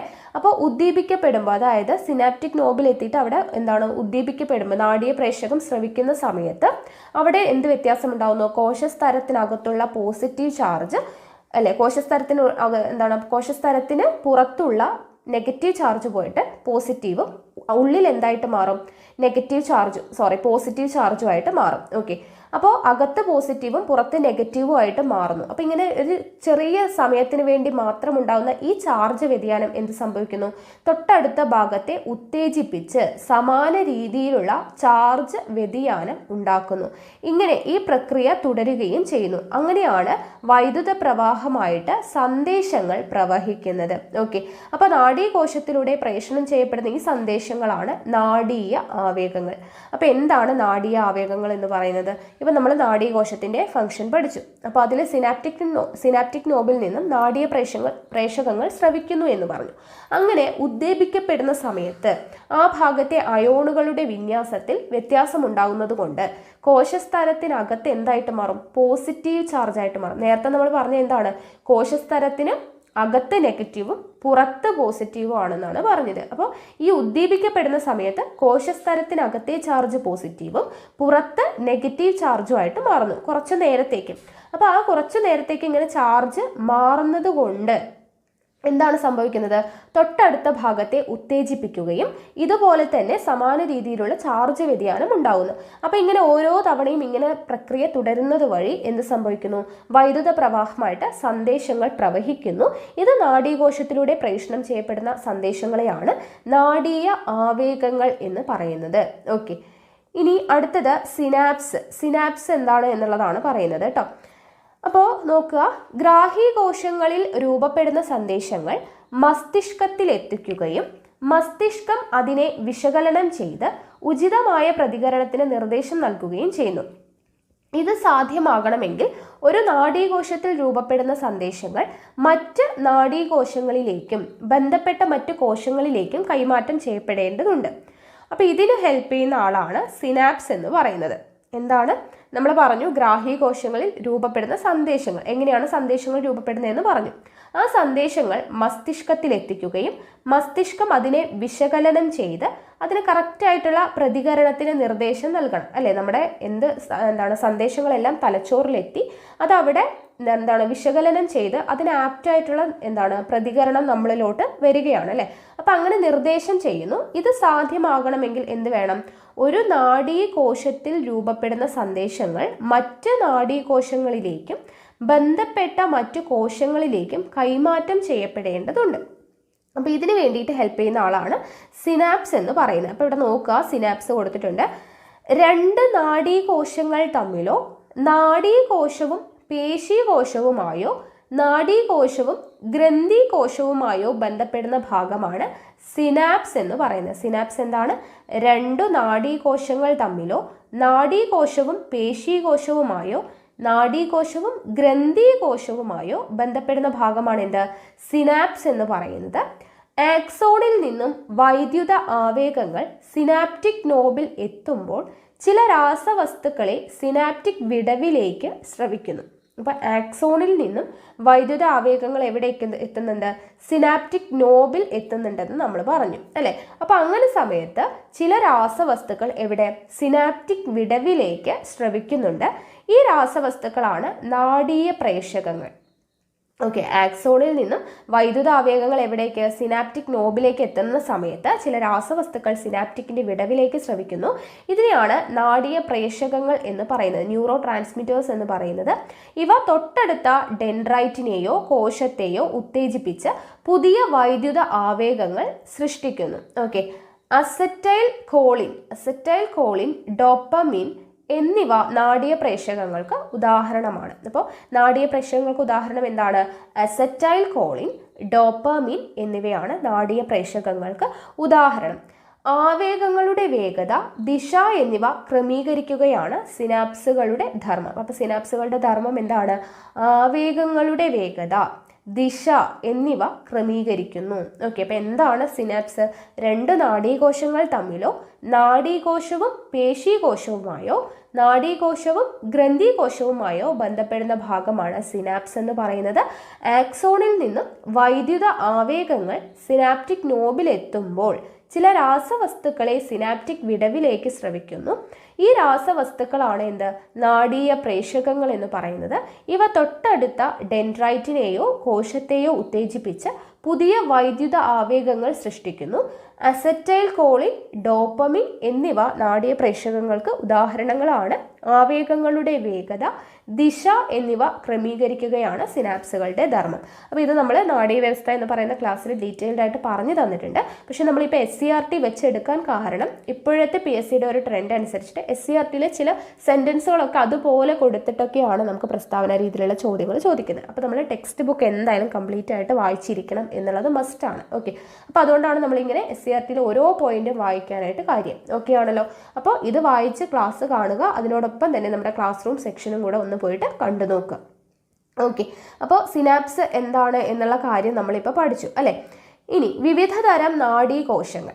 സന്ദേശ ദിശയ്ക്കനുസരിച്ച് നാഡീകോശങ്ങളെ സംവേദ നാഡീകോശമെന്നും പ്രേരക നാഡീകോശമെന്നും തരംതിരിക്കാം. ഓക്കെ, സന്ദേശ ദിശയ്ക്കനുസരിച്ച് നാഡീകോശങ്ങളെ എങ്ങനെ തിരിക്കാം? സംവേദ നാഡീകോശമെന്നും പ്രേരക നാഡീകോശമെന്നും രണ്ടായിട്ട് തരംതിരിക്കാം. ഓക്കെ, ഇവിടെ നോക്കുക, മസ്തിഷ്കത്തിലേക്കും സുഷുമ്നയിലേക്കും സന്ദേശങ്ങളെ വഹിക്കുന്ന നാഡീകോശങ്ങളാണ് എന്ത്? സംവേദ നാഡീകോശങ്ങൾ. ഓക്കെ, സംവേദ നാഡീകോശങ്ങൾ എന്താണ്? മസ്തിഷ്കത്തിലേക്കും സുഷുമ്നയിലേക്കും സന്ദേശങ്ങളെ വഹിക്കുന്ന നാഡീകോശങ്ങളാണ് സംവേദ നാഡീകോശങ്ങൾ. പ്രേരക നാഡീകോശങ്ങൾ എന്ന് പറഞ്ഞാൽ എന്താണ്? മസ്തിഷ്കത്തിൽ നിന്നും സുഷുമ്നയിൽ നിന്നും സന്ദേശങ്ങൾ വിവിധ അവയവങ്ങളിലേക്ക് എത്തിക്കുന്നതാണ് പ്രേരക നാഡീകോശങ്ങൾ. ഓക്കെ, അപ്പൊ സന്ദേശ ദിശയ്ക്കനുസരിച്ച് നാഡീകോശങ്ങളെ രണ്ടായിട്ട് തിരിച്ചിട്ടുണ്ട്, സംവേദ നാഡീകോശം എന്നും പ്രേരക നാഡീകോശം എന്നും. ഓക്കെ, അപ്പൊ സംവേദ നാഡീകോശം എന്ന് പറഞ്ഞാൽ എന്താണ്? മസ്തിഷ്കത്തിലേക്കും സുഷുമ്നയിലേക്കും സന്ദേശങ്ങളെ വഹിക്കുന്നു. പ്രേരക നാഡീകോശങ്ങൾ എന്ന് പറയുമ്പോൾ മസ്തിഷ്കത്തിൽ നിന്നും സുഷുമ്നയിൽ നിന്നും സന്ദേശങ്ങൾ വിവിധ അവയവങ്ങളിലേക്ക് എത്തിക്കുന്ന ആളാണ് പ്രേരക നാഡീകോശങ്ങൾ. ഓക്കെ, അപ്പൊ സംവേദ നാഡീകോശങ്ങളും പ്രേരക നാഡീകോശങ്ങളും എന്താണ് എന്നുള്ളത് മനസ്സിലായല്ലോ. ഇനി ഇവിടെ നോക്കാം, നാഡികളും അവയുടെ പ്രത്യേകതയുമാണ് കൊടുത്തിട്ടുള്ളത്. ഈ കോളം ഇമ്പോർട്ടൻ്റ് ആണ്. സംവേദ നാഡി. ഓക്കെ, സംവേദ നാഡി എന്താണെന്ന് നമ്മൾ പഠിച്ചു, പ്രേരക നാഡി എന്താണെന്നൊക്കെ പഠിച്ചു അല്ലേ. അപ്പോൾ സംവേദ നാഡി എന്ന് പറയുമ്പോൾ സംവേദ നാഡി തന്തുക്കൾ ചേർന്നുണ്ടാവുന്നതാണ് സംവേദ നാഡി. അപ്പോൾ അതിൻ്റെ ധർമ്മം എന്താണ്? ശരീരത്തിൻ്റെ വിവിധ ഭാഗങ്ങളിൽ നിന്നുള്ള സന്ദേശങ്ങൾ എങ്ങോട്ട് എത്തിക്കുന്നു? നമ്മളിപ്പോൾ പഠിച്ചതേ ഉള്ളൂ, മസ്തിഷ്കത്തിലേക്കും സുഷുമ്നയിലേക്കും എത്തിക്കുന്നത് സംവേദ നാഡി. പ്രേരക നാഡി എന്താണ്? മസ്തിഷ്കം, സുഷുമ്ന എന്നിവയിൽ നിന്നുള്ള സന്ദേശങ്ങൾ ശരീരത്തിന്റെ വിവിധ ഭാഗങ്ങളിലേക്ക് എത്തിക്കുന്നു. നമ്മളിപ്പോൾ പഠിച്ച കാര്യം തന്നെയാണ് കോളമായിട്ട് കൊടുത്തിട്ടുള്ളത്. ഇനി സമ്മിശ്ര നാഡി എന്ന് പറഞ്ഞാൽ എന്താണ്? മിശ്രമാണ് അല്ലെ. അപ്പോൾ സംവേദ നാഡീയ തന്തുക്കളും പ്രേരക നാഡീയ തന്തുക്കളും കൂടി ചേർന്നിട്ടാണ് മിശ്രം അല്ലെ. അപ്പൊ രണ്ടും കൂടെ ചേരുന്നതാണ് സമ്മിശ്ര നാഡി. അപ്പൊ അതിന്റെ ഫംഗ്ഷൻ എന്താണ്? തലച്ചോറ്, സുഷുമ്ന എന്നിവയിലേക്കും തിരിച്ചുമുള്ള സന്ദേശങ്ങളുടെ വിനിമയം സാധ്യമാക്കുന്നു. അപ്പൊ രണ്ടും, സംവേദ നാഡി എന്ന് പറയുമ്പോൾ മസ്തിഷ്കത്തിലേക്കും സുഷുമ്നയിലേക്കും സന്ദേശങ്ങൾ എത്തിക്കുന്നു. പ്രേരക നാഡി എന്ന് പറയുമ്പോൾ തലച്ചോറ്, സുഷുമ്ന എന്നിവയിൽ നിന്നും സന്ദേശങ്ങൾ ശരീരത്തിന്റെ വിവിധ ഭാഗങ്ങളിലേക്ക് എത്തിക്കുന്നു. സമ്മിശ്ര നാഡി എന്ന് പറയുമ്പോൾ ഇതിന്റെ രണ്ടിന്റെയും മിശ്രമല്ലേ. അപ്പൊ തിരിച്ചും മറിച്ചും, അതായത് തലച്ചോറ്, സുഷുമ്ന എന്നിവയിലേക്കും തിരിച്ചുമുള്ള സന്ദേശങ്ങളുടെ വിനിമയം സാധ്യമാക്കുന്നു. ഓക്കെ, അപ്പൊ ഈ ഒരു ടേബിള് ഇമ്പോർട്ടൻ്റ് ആണ്. മസ്തിഷ്കം. അപ്പൊ നമ്മൾ കഴിഞ്ഞ ക്ലാസ്സിൽ പഠിച്ചത് നാഡീ വ്യവസ്ഥയുടെ അടിസ്ഥാന ഘടകം നമ്മൾ പഠിച്ചു, ന്യൂറോൺ ആണെന്ന് പഠിച്ചു. ഓക്കെ, അതുപോലെ നാഡീ വ്യവസ്ഥയുടെ കേന്ദ്രം എന്നറിയപ്പെടുന്ന എന്താണ്? നമ്മുടെ മസ്തിഷ്കമാണ്. ഓക്കെ, നാഡീ വ്യവസ്ഥയുടെ കേന്ദ്രമാണ് മസ്തിഷ്കം എന്ന് പറയുന്നത്. ഈ മസ്തിഷ്കം സ്ഥിതി ചെയ്യുന്നത് എവിടെയാണ്? നമ്മുടെ തലയോടിനുള്ളിലാണ് മസ്തിഷ്കം സംരക്ഷിക്കപ്പെട്ടിരിക്കുന്നത്. ഓക്കെ, നാഡീവ്യവസ്ഥയുടെ കേന്ദ്രമാണ് മസ്തിഷ്കം എന്ന് പറയുന്നത്. തലയോടിനുള്ളിലാണ് എന്ത് സ്ഥിതി ചെയ്തിരിക്കുന്നത്? മസ്തിഷ്കം സംരക്ഷിക്കപ്പെട്ടിരിക്കുന്നത്. ഇനി ഈ മസ്തിഷ്കത്തെ പൊതിഞ്ഞിട്ട് 3 സ്തരപാളികളുള്ള മെനിഞ്ചസ് എന്ന് പറയുന്ന ഒരു ആവരണം കാണപ്പെടുന്നുണ്ട്. ഓക്കെ, മസ്തിഷ്കത്തെ പൊതിഞ്ഞ് എന്ത് കാണുന്നുണ്ട്? 3 സ്തരപാളികളുള്ള ഒരു ആവരണം. അതിന്റെ പേരാണ് മെനിഞ്ചസ്. ഇത് സ്ഥിരമായിട്ട് PSCക്ക് ചോദിക്കുന്ന ഒരു ചോദ്യമാണ്. മെനിഞ്ചസ് എന്ന് പറയുന്നത് ഇമ്പോർട്ടൻ്റ് ആണ്. നോക്കുക, നാഡീവ്യവസ്ഥയുടെ കേന്ദ്രമാണ് മസ്തിഷ്കം. തലയോടിനുള്ളിലാണ് എന്ത് സ്ഥിതി ചെയ്യുന്നത്? മസ്തിഷ്കം സ്ഥിതി ചെയ്യുന്നത്. മസ്തിഷ്കത്തെ പൊതിഞ്ഞ് 3 സ്തരപാളികളുള്ള ഒരു ആവരണമുണ്ട്. അതിന്റെ പേരാണ് എന്ത്? മെനിഞ്ചസ് എന്ന് പറയുന്നത്. ഓക്കെ, ഇനി മെനിഞ്ചസിന്റെ ആന്തരപാളികൾക്കിടയിലും അതുപോലെ തന്നെ മസ്തിഷ്ക അറകളിലും എന്ത് കാണാൻ പറ്റും നമുക്ക്? സെറിബ്രോസ്പൈനൽ ദ്രവം നിറഞ്ഞിട്ടുണ്ട്. ഓക്കെ, എവിടേക്കാണ്? മെനിഞ്ചസിന്റെ ആന്തരപാളികൾക്കിടയിലും അതുപോലെ മസ്തിഷ്ക അറകളിലും എന്ത് നിറഞ്ഞിട്ടുണ്ട്? സെറിബ്രോസ്പൈനൽ ദ്രവം. ഇത്രയും കിട്ടിയല്ലോ, നോട്ട് ചെയ്ത് വെക്കുക. ഇനി ഈ സെറിബ്രോസ്പൈനൽ ദ്രവം എന്ന് പറയുന്നത് എന്താണ്? രക്തത്തിൽ നിന്ന് രൂപപ്പെടുന്ന സെറിബ്രോസ്പൈനൽ ദ്രവം എന്താണ് ചെയ്യുന്നത്? തിരികെ രക്തത്തിലേക്ക് ആഗിരണം ചെയ്യപ്പെടുകയാണ് ചെയ്യുന്നത്. സെറിബ്രോസ്പൈനൽ ദ്രവം രൂപപ്പെടുന്നത് എവിടെ നിന്നാണ്? രക്തത്തിൽ നിന്നാണ്. അത് തിരിച്ചെങ്ങോട്ട് തന്നെയാണ് ആഗിരണം ചെയ്യുന്നത്? രക്തത്തിലേക്ക് തന്നെയാണ് ആഗിരണം ചെയ്യപ്പെടുന്നത്. ഓക്കെ, മസ്തിഷ്ക കലകൾക്ക് പോഷക ഘടകങ്ങൾ, ഓക്സിജൻ എന്നിവ നൽകുക, മസ്തിഷ്കത്തിനുള്ളിലെ മർദ്ദം ക്രമീകരിക്കുക, മസ്തിഷ്കത്തെ ക്ഷതങ്ങളിൽ നിന്ന് സംരക്ഷിക്കുക തുടങ്ങിയവയാണ് സെറിബ്രോസ്പൈനൽ ദ്രവത്തിന്റെ പ്രധാനപ്പെട്ട ധർമ്മങ്ങൾ. ഓക്കെ, അപ്പോൾ രക്തത്തിൽ നിന്നാണ് സെറിബ്രോസ്പൈനൽ ദ്രവം രൂപപ്പെടുന്നത്. തിരികെ അത് രക്തത്തിലേക്ക് തന്നെ ആഗിരണം ചെയ്യപ്പെടുന്നു എന്ന് പറഞ്ഞു. ഇനി സെറിബ്രോസ്പൈനൽ ദ്രവത്തിന്റെ പ്രധാനപ്പെട്ട ധർമ്മങ്ങളാണ് പറയുന്നത്. എന്തൊക്കെയാണ്? മസ്തിഷ്ക കലകൾക്ക് പോഷക ഘടകങ്ങൾ, ഓക്സിജൻ എന്നിവ നൽകുക, മസ്തിഷ്കത്തിനുള്ളിലെ മർദ്ദം ക്രമീകരിക്കുക, മസ്തിഷ്കത്തെ ക്ഷതങ്ങളിൽ നിന്ന് സംരക്ഷിക്കുക തുടങ്ങിയവയാണ് സെറിബ്രോസ്പൈനൽ ദ്രവത്തിന്റെ പ്രധാനപ്പെട്ട ധർമ്മങ്ങൾ. ഓക്കെ, ഇനി നോക്കുക, ജീവൽ പ്രവർത്തനങ്ങളെയെല്ലാം നിയന്ത്രിക്കുകയും ഏകോപിപ്പിക്കുകയും ചെയ്യുന്നത് മസ്തിഷ്കത്തിൻ്റെ വിവിധ ഭാഗങ്ങളാണ്. ഓക്കെ, മസ്തിഷ്കത്തിൻ്റെ വിവിധ ഭാഗങ്ങളാണ് എന്ത് ചെയ്യുന്നത്? നമ്മുടെ ജീവൽ പ്രവർത്തനങ്ങളെയെല്ലാം നിയന്ത്രിക്കുകയും ഏകോപിപ്പിക്കുകയും ചെയ്യുന്നത്. അപ്പോൾ നമുക്ക് ഇനി പഠിക്കാനുള്ളത് ഇമ്പോർട്ടൻ്റ് ആയിട്ടുള്ള ഒരു സെക്ഷനാണ്. അതായത് മസ്തിഷ്കത്തിൻ്റെ പ്രധാനപ്പെട്ട പാർട്സ് ഏതൊക്കെയാണ്, അതിൻ്റെ ഓരോന്നിൻ്റെയും ഫങ്ഷൻ എന്താണ് എന്നുള്ളത് വളരെയധികം ഇമ്പോർട്ടൻ്റ് ആണ്. നോട്ട് ചെയ്ത് വയ്ക്കുക. അപ്പോൾ നമ്മൾ ആദ്യം പഠിക്കുന്ന പാർട്ട് എന്ന് പറയുന്നത് സെറിബ്രമാണ്. സെറിബ്രം എന്ന് പറയുമ്പോൾ നിങ്ങൾക്ക് ഇവിടെ പിക്ചർ കാണാനായിട്ട് പറ്റും. ഇങ്ങനെ കുറേ ചുളിവുകളും മടക്കുകളും ഒക്കെ ആയിട്ട് കാണുന്നില്ലേ, ഒരു സ്കിൻ കളറിൽ കാണപ്പെടുന്ന ഇതാണ് എന്തെന്ന് പറയുന്നത്? സെറിബ്രം എന്ന് പറയുന്നത്. ഓക്കെ, അപ്പോൾ സെറിബ്രത്തിൻ്റെ എന്താണ് ഫങ്ഷൻ എന്നുള്ളത് നമുക്ക് നോക്കാം. മസ്തിഷ്കത്തിൻ്റെ ഏറ്റവും വലിയ ഭാഗമാണ്. നമുക്ക് ചിത്രം നോക്കിയാലായിട്ട് കാണാൻ പറ്റും. ഈ ചുളിവും മടക്കുമുള്ള ഏറ്റവും കൂടുതലായിട്ട് കാണപ്പെടുന്നത് ആ ഭാഗമാണ് അല്ലേ. അപ്പോൾ മസ്തിഷ്കത്തിൻ്റെ ഏറ്റവും വലിയ ഭാഗമാണ് എന്ത്? സെറിബ്രം എന്ന് പറയുന്നത്. അപ്പം ഞാൻ പറഞ്ഞതുപോലെ തന്നെ ധാരാളം എന്ത് കാണുന്നുണ്ട്? ചുളിവുകളും മടക്കുകളും ഇവിടെ കാണപ്പെടുന്നുണ്ട്. സെറിബ്രത്തിൻ്റെ ചാരനിറമുള്ള പുറം ഭാഗത്തെ കോർട്ടെക്സ് എന്നും വെളുത്ത നിറമുള്ള ഉൾഭാഗത്തെ മെഡുല്ല എന്നും വിളിക്കുന്നു. അപ്പോൾ സെറിബ്രത്തിന് 2 പാർട്ടുണ്ട്. ഒന്ന് പുറം ഭാഗം കോർട്ടെക്സ് എന്നറിയപ്പെടുന്നു, ഉൾഭാഗം മെഡുല്ല എന്നറിയപ്പെടുന്നു. കോർട്ടെക്സിന്റെ നിറം എന്താണ്? ചാരനിറമാണ് ഉള്ളത്. ഓക്കെ, അപ്പൊ സെറിബ്രത്തിന്റെ പുറം ഭാഗം കോർട്ടെക്സ് ആണ്, ചാരനിറമുള്ള കോർട്ടെക്സ്. ഇനി ഉൾഭാഗം എന്താണ്? മെഡുല്ല. മെഡുല്ലയുടെ നിറം എന്താണ്? വെളുത്ത നിറമാണ് ഉള്ളത്. ഓക്കെ, ഇനി ചിന്ത, ബുദ്ധി, ഓർമ്മ, ഭാവന എന്നിവയുടെ കേന്ദ്രമാണ് എന്ത്? സെറിബ്രം. നമ്മൾ ചിന്തിക്കുന്നതും നമ്മുടെ ബുദ്ധിയും ഓർമ്മ, ഭാവന ഇതിൻ്റെ എല്ലാം പ്രധാനപ്പെട്ട കേന്ദ്രമാണ് എന്ത്? സെറിബ്രം എന്ന് പറയുന്നത്. നമ്മുടെ ഇന്ദ്രിയാനുഭവങ്ങൾ ഏതൊക്കെയാണ്? ഇന്ദ്രിയാനുഭവങ്ങൾ നമ്മൾ ഇനി പഠിക്കുന്നുണ്ടല്ലേ, ജ്ഞാനേന്ദ്രിയങ്ങൾ ഏതൊക്കെയാണ് എന്നുള്ളത്. ഓക്കെ, കാഴ്ച, കേൾവി അതിനെക്കുറിച്ചിട്ടൊക്കെ നമ്മൾ പഠിക്കുന്നുണ്ട്. അപ്പോൾ ഇന്ദ്രിയാനുഭവങ്ങൾ ഉളവാക്കുന്നത് ഏതു ഭാഗമാണ്? സെറിബ്രമാണ്. അതുപോലെ തന്നെ ഐച്ഛിക ചലനങ്ങളെ നിയന്ത്രിക്കുന്നതും സെറിബ്രമാണ്. ഐച്ഛിക ചലനം എന്ന് വെച്ചാൽ എന്താണ്?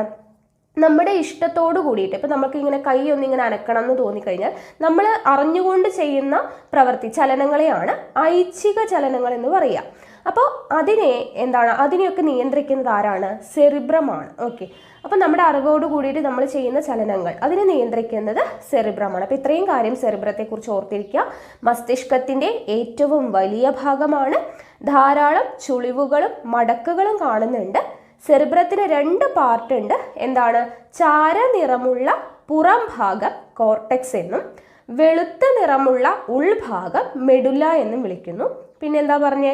ചിന്ത, ബുദ്ധി, ഓർമ്മ, ഭാവന എന്നിവയുടെ കേന്ദ്രമാണ്. ഇന്ദ്രിയാനുഭവങ്ങൾ ഉളവാക്കുന്നു, ഐച്ഛിക ചലനങ്ങളെ നിയന്ത്രിക്കുന്നു. ഇത്രയുമാണ് സെറിബ്രം എന്ന് പറയുന്നത്. കിട്ടിയല്ലോ? ക്ലിയർ? ഇനി അടുത്തത് സെറിബെല്ലമാണ് നമ്മൾ നോക്കുന്നത്. സെറിബെല്ലം എന്താണ്? സെറിബെല്ലം ഇതാ ഇവിടെ നോക്കുക. ഈ സെറിബ്രത്തിന്റെ പാർട്ടിൽ താഴെയായിട്ട് വരുന്ന ഒരു ലീഫിനെ പോലെ അല്ലേ, നമുക്ക് കാണുമ്പോൾ ഒരു ഇലയുടെ ഷേപ്പിൽ കാണുന്നുണ്ട്. അപ്പോൾ ആ ഇലയുടെ ഷേപ്പിൽ കാണപ്പെടുന്ന ഇതാണ് സെറിബെല്ലം എന്ന് പറയുന്നത്. ഓക്കെ, അപ്പോൾ മസ്തിഷ്കത്തിൻ്റെ 2ാമത്തെ വലിയ ഭാഗമാണ്. ഏറ്റവും വലിയ ഭാഗം നമ്മൾ പറഞ്ഞു സെറിബ്രമാണ്. സെറിബ്രം കഴിഞ്ഞാൽ ഈ ചിത്രം നമുക്ക് നോക്കിയാൽ അടുത്ത വലിയ ഭാഗമായിട്ട് തോന്നുന്നത് സെറിബെല്ലം തന്നെയാണ് അല്ലേ. അപ്പോൾ മസ്തിഷ്കത്തിൻ്റെ 2ാമത്തെ വലിയ ഭാഗമാണ് എന്ത്? സെറിബെല്ലം എന്ന് പറയുന്നത്. സെറിബ്രത്തിനു പിന്നിൽ താഴെ 2 ദളങ്ങളായി കാണുന്നു. നമുക്ക് ചിത്രം നോക്കുമ്പോൾ തന്നെ അറിയാം അല്ലേ, സെറിബ്രത്തിന്റെ പിന്നിലാണ് 2 ദളങ്ങൾ. ഒരു ഇലയുടെ ഷേപ്പിലല്ലേ കാണുന്നത്? 2 ദളങ്ങളായിട്ടാണ് നമുക്ക് സെറിബ്രത്തിന് താഴെ സെറിബെല്ലം കാണാനായിട്ട് പറ്റുന്നത്. ഓക്കെ, അപ്പോൾ സെറിബ്രത്തിന് പിന്നിൽ താഴെ 2 ദളങ്ങളായി കാണുന്നു. ചുളിവുകളും ചാലുകളും ഉണ്ട് അല്ലേ, നമുക്ക് ഇലയുടെയൊക്കെ ഇങ്ങനെ വെയിൻസ് പോകുന്നത് പോലെ ഇങ്ങനെ ചാലുകളായിട്ടാണ് കാണപ്പെടുന്നത്. അപ്പോൾ ചുളിവുകളുണ്ട്, ചാലുകളുണ്ട്. പിന്നെന്താ? പേശി പ്രവർത്തനങ്ങളെ ഏകോപിപ്പിച്ച് ശരീര തുലന നില പാലിക്കുന്നു. നമ്മുടെ പേശി പ്രവർത്തനങ്ങളെയെല്ലാം ഏകോപിപ്പിച്ച് നമ്മുടെ ശരീര തുലന നില പാലിക്കുന്നത് ആരാണ്? സെറിബെല്ലമാണ്. ഓക്കെ, അപ്പോൾ ഇതുപോലെ തന്നെ മദ്യം കഴിച്ചു കഴിഞ്ഞാൽ ബാധിക്കുന്ന മസ്തിഷ്കത്തിലെ ഭാഗം ഏതാണ് എന്ന് ചോദിച്ചു കഴിഞ്ഞാൽ സെറിബെല്ലമാണ്. അതാണ് എന്താണ്? മദ്യം കഴിച്ചു കഴിഞ്ഞാൽ അവരുടെ ശരീരത്തിൻ്റെ തുലന നില നഷ്ടപ്പെട്ടിട്ട് അവർ നിന്നിങ്ങനെ ആടുകയൊക്കെ ചെയ്യുന്നില്ലേ. അപ്പോൾ അതുകൊണ്ടാണ് സെറിബെല്ലത്തെയാണ് അത് ബാധിക്കുന്നത്. ശരീരത്തിൻ്റെ തുലന നില നഷ്ടമാവുകയാണ് ചെയ്യുന്നത് മദ്യം കഴിക്കുന്ന സമയത്ത്. അത് സെറിബെല്ലത്തെയാണ് അഫക്റ്റ് ചെയ്യുന്നത്. അപ്പോൾ നമ്മളിത് കോഡൊക്കെ വെച്ച് പഠിച്ചിട്ടുണ്ടായിരുന്നല്ലേ, സെറിബെല്ലം. ബെല്ലം എന്ന് പറയുമ്പോൾ വെള്ളമായിട്ട് കണക്ട് ചെയ്യുക. അപ്പോൾ മദ്യം ആ ഒരു രീതിയിൽ നമുക്ക് കണക്ഷൻ കിട്ടുമെന്ന് പറഞ്ഞാൽ നമ്മൾ കോഡൊക്കെ ഉപയോഗിച്ചിട്ട് ക്ലാസ്സിൽ പറഞ്ഞിട്ടുണ്ട്. അപ്പോൾ ആ ക്ലാസ് കാണാത്തവരുണ്ടെങ്കിൽ ഉറപ്പായിട്ടും ആ ക്ലാസ് ഒന്ന് കണ്ടു നോക്കുക. ഓക്കെ, അപ്പോൾ നോക്കുക, സെറിബെല്ലം എന്തൊക്കെ കാര്യങ്ങളാണ് നമ്മൾ പറഞ്ഞത്? മസ്തിഷ്കത്തിൻ്റെ രണ്ടാമത്തെ വലിയ ഭാഗം. സെറിബ്രത്തിന് പിന്നിൽ താഴെ 2 ദളങ്ങളായിട്ടാണ് കാണുന്നത്. ചുളിവുകളും ചാലുകളും ഉണ്ട്. പിന്നെന്താ? പേശി പ്രവർത്തനങ്ങളെ ഏകോപിപ്പിച്ച് ശരീര തുലന നില പാലിക്കുന്നു. ഇത്രയും കിട്ടിയല്ലോ, സെറിബെല്ലം കിട്ടി. ഇനി അടുത്തത് മെഡുല്ല ഒബ്ലാങ്കേറ്റ. മെഡുല്ല ഒബ്ലാങ്കേറ്റ എന്ന് പറയുന്നത് ഏതാണ്? ഈ താഴെ ഒരു ദണ്ട് പോലെ ഇങ്ങനെ കാണുന്നില്ലേ, അതാണ് എന്ത്? മെഡുല്ല ഒബ്ലാങ്കേറ്റ എന്ന് പറയുന്നത്. ചിത്രം കാണുന്നുണ്ടല്ലോ. അപ്പോൾ നോക്കുക, സെറിബ്രത്തിന് ചുവടെ സെറിബെല്ലത്തോട് ചേർന്ന്, അല്ലെ, സെറിബ്രത്തിന് താഴെയാണ്, സെറിബെല്ലത്തോട് ചേർന്നിട്ടാണ് ഇത് കാണപ്പെടുന്നത്. അപ്പൊ സെറിബ്രത്തിന് ചുവടെ സെറിബെല്ലത്തോട് ചേർന്ന് ഒരു ദണ്ഡാകൃതിയിൽ, ആകൃതി കാണുന്നുണ്ടല്ലോ, ദണ്ഡാകൃതിയിൽ കാണുന്നതാണ് മെഡുല്ല ഒബ്ലാങ്കേറ്റ എന്ന് പറയുന്നത്. അപ്പോൾ ഈ പിക്ചറിലൂടെ തന്നെ നിങ്ങൾ പഠിക്കുക. അപ്പോൾ നിങ്ങൾക്ക് എക്സാം ടൈമിൽ ഈ പിക്ചറൊക്കെ മൈൻഡിൽ വന്നോളും. അപ്പോൾ അധികവും പഠിക്കേണ്ട ആവശ്യമില്ല, നമ്മൾ മനസ്സിലാക്കി വെച്ചാൽ മതി. ഓക്കെ, ചിത്രം മനസ്സിൽ കൊണ്ടുവരാം. അപ്പോൾ സെറിബ്രത്തിന് ചുവടെ സെറിബെല്ലത്തോട് ചേർന്ന് ദണ്ഡാകൃതിയിൽ കാണുന്നതാണ് മെഡുല്ല ഒബ്ലാങ്കേറ്റ എന്ന് പറയുന്നത്. മെഡുല്ല ഒബ്ലാങ്കേറ്റയുടെ ഫംഗ്ഷൻ എന്താണ്? ഹൃദയസ്പന്ദനം, ശ്വാസോച്ഛ്വാസം എന്നീ അനൈശ്ചിക പ്രവർത്തനങ്ങളെ, അപ്പോൾ നമ്മൾ നേരത്തെ ഐശ്ചിക പ്രവർത്തനങ്ങളെ നിയന്ത്രിക്കുന്നത് ആരാന്ന് പഠിച്ചു? സെറിബ്രമാണെന്ന് പഠിച്ചു, അല്ലെ? നമ്മൾ നമ്മുടെ ഇഷ്ടത്തോടെ കൈ ഒന്നിങ്ങനെ വീശുവാണ്. ഓക്കെ, അപ്പോൾ അത് നമ്മുടെ ഇഷ്ടത്തോടെ നമ്മൾ ചെയ്യുന്നതാണ്. അങ്ങനെയുള്ള പ്രവർത്തനങ്ങളെ സെറിബ്രമാണ് അത് നിയന്ത്രിക്കുന്നത്. അനൈച്ഛിക പ്രവർത്തനങ്ങൾ എന്ന് പറഞ്ഞാൽ നമ്മുടെ ഇഷ്ടത്തോടെ അല്ലാതെ, അതായത് നമ്മുടെ ഹൃദയം മിടിച്ചുകൊണ്ടിരിക്കുന്നുണ്ട്, അല്ലേ, നമ്മൾ ശ്വാസം എടുക്കുകയും വിടുകയും ചെയ്തുകൊണ്ടിരിക്കുന്നുണ്ട്, അത് നമ്മൾ വേണമെന്ന് വെച്ചിട്ടാണോ? അല്ല, അത് ഓട്ടോമാറ്റിക്കായിട്ട് നമ്മുടെ ശരീരത്തിൽ നടക്കുന്ന പ്രവർത്തനങ്ങളാണ്. അങ്ങനെയുള്ളതിനെയാണ് അനൈച്ഛിക പ്രവർത്തനങ്ങൾ എന്ന് പറയാം. അപ്പം അനൈച്ഛിക പ്രവർത്തനങ്ങൾ, ഹൃദയസ്പന്ദനം, ശ്വാസോച്ഛ്വാസം പോലുള്ള അനൈച്ഛിക പ്രവർത്തനങ്ങളെ നിയന്ത്രിക്കുന്നത് ആരാണ്? മെഡുല്ല ഒബ്ലാങ്കേറ്റയാണ്. ഓക്കെ ആണല്ലോ. സെറിബ്രത്തിന് ചുവടെ സെറിബെല്ലത്തോട് ചേർന്ന് ദണ്ഡാകൃതിയിൽ കാണപ്പെടുന്നു. ഹൃദയസ്പന്ദനം, ശ്വാസോച്ഛ്വാസം തുടങ്ങിയ അനൈച്ഛിക പ്രവർത്തനങ്ങളെ നിയന്ത്രിക്കുന്നത് ആരാണ്? മെഡുല്ല ഒബ്ലാങ്കേറ്റയാണ്. ഓക്കെ, ഇനി അടുത്തത് നമ്മൾ പഠിക്കുന്നത് തലാമസ് ആണ്. തലാമസ് എവിടെയാണെന്ന് നോക്കൂ. സെറിബ്രത്തിന് താഴെയായിട്ട് കാണപ്പെടുന്ന, ഇവിടെയാണ് കാണപ്പെടുന്നത്, അടയാളപ്പെടുത്തിയിരിക്കുന്നത് കാണുന്നുണ്ടല്ലോ, അല്ലെ? അപ്പൊ സെറിബ്രത്തിന് താഴെയായിട്ടാണ് എന്ത് കാണുന്നത്? തലാമസ് കാണപ്പെടുന്നത്. സെറിബ്രത്തിലേക്കും സെറിബ്രത്തിൽ നിന്നുമുള്ള ആവേഗ പുനഃപ്രസരണ കേന്ദ്രമാണ്. ഓക്കെ, സെറിബ്രത്തിലേക്കും സെറിബ്രത്തിൽ നിന്നുമുള്ള ആവേഗങ്ങളുടെ പുനഃപ്രസരണ കേന്ദ്രമാണ് എന്ത്? തലാമസ് എന്ന് പറയുന്നത്. അപ്പൊ ഇതിൽ ഓരോ പാർട്ടും ഇമ്പോർട്ടൻ്റ് ആണ് കേട്ടോ, എപ്പോഴും ചോദിക്കുന്നതാണ്. അപ്പോൾ പഠിക്കുക, സെറിബ്രത്തിലേക്കും സെറിബ്രത്തിൽ നിന്നുമുള്ള ആവേഗങ്ങളുടെ പുനഃപ്രസരണ കേന്ദ്രമാണ് തലാമസ് എന്ന് പറയുന്നത്. ശരീരത്തിൻ്റെ വിവിധ ഭാഗങ്ങളിൽ നിന്നുള്ള ആവേഗങ്ങളെ പരിശോധിച്ച് പ്രാധാന്യമുള്ളവയെ സെറിബ്രത്തിലേക്ക് അയക്കുന്നു. എന്ത് ചെയ്യുന്നു?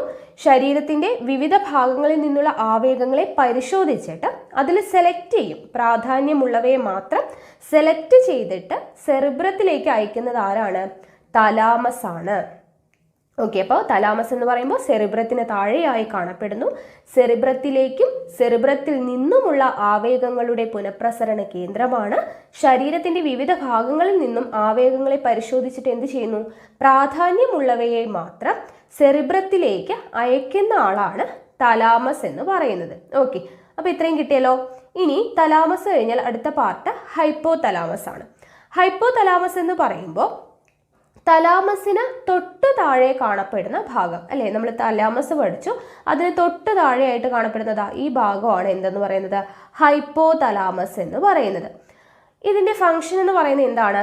ആന്തര സമസ്ഥിതി പരിപാലനത്തിന് പ്രധാന പങ്ക് വഹിക്കുന്ന ആളാണ് ഹൈപ്പോ തലാമസ് എന്ന് പറയുന്നത്. ഓക്കെ, ആന്തര സമസ്ഥിതി പരിപാലനത്തിന് പ്രധാന പങ്ക് വഹിക്കുന്നത് ആരാണ്?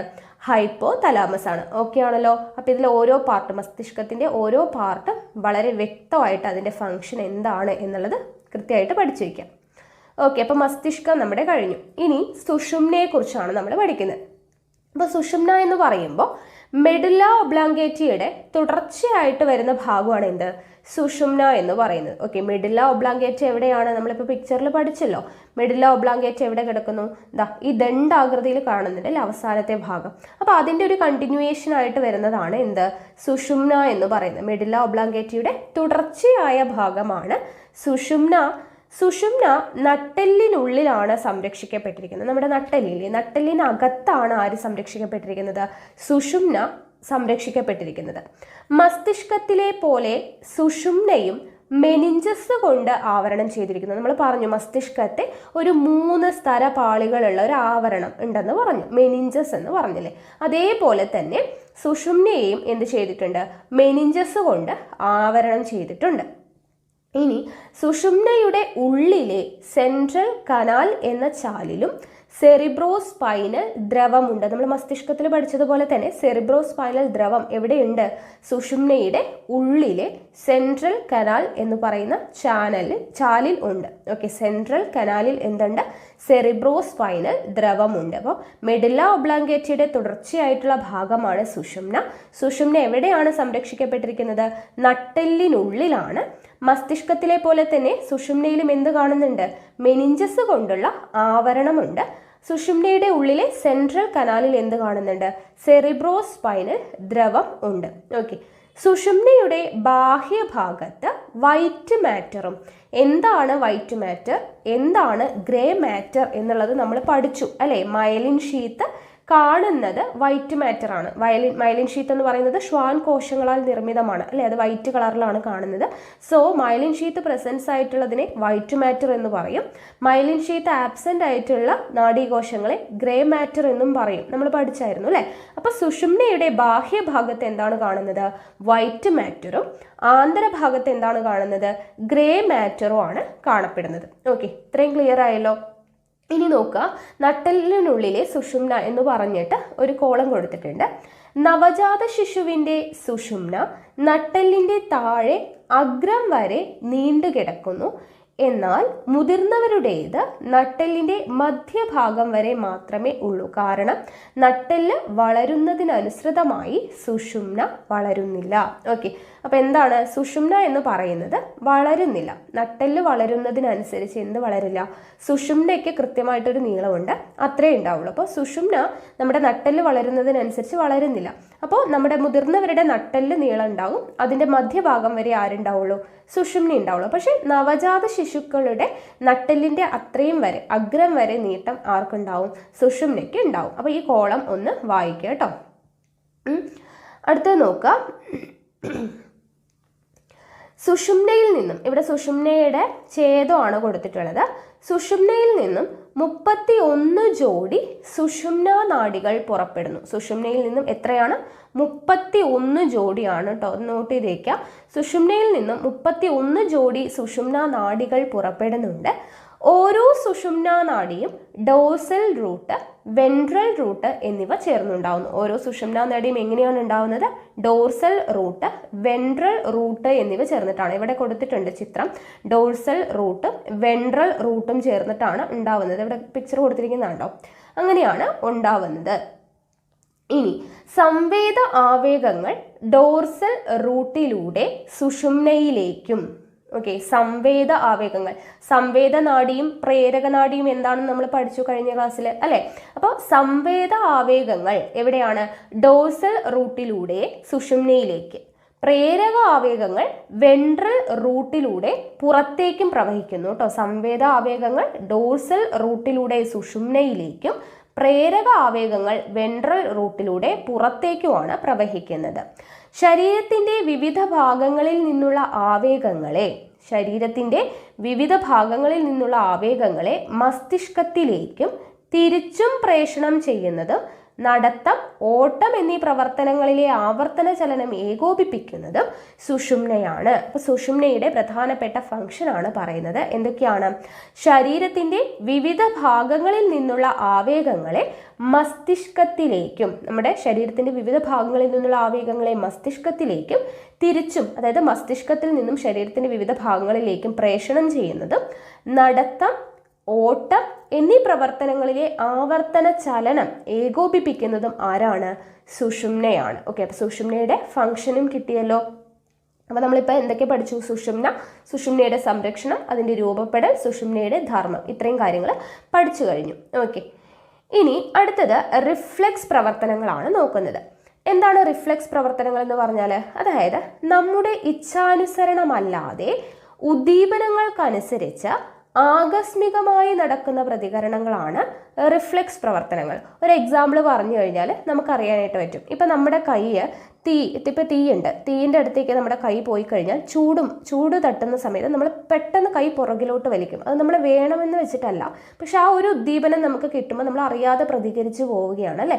അപ്പോൾ അതാണ് റിഫ്ലെക്സ് പ്രവർത്തനങ്ങൾ എന്ന് പറയുന്നത്. ഓക്കെ, അപ്പം നമ്മുടെ ഇച്ഛാനുസരണമല്ലാതെ ഉദ്ദീപനങ്ങൾക്കനുസരിച്ച് ആകസ്മികമായി നടക്കുന്ന പ്രതികരണങ്ങളെയാണ് റിഫ്ലെക്സ് പ്രവർത്തനങ്ങൾ എന്ന് പറയുന്നത്.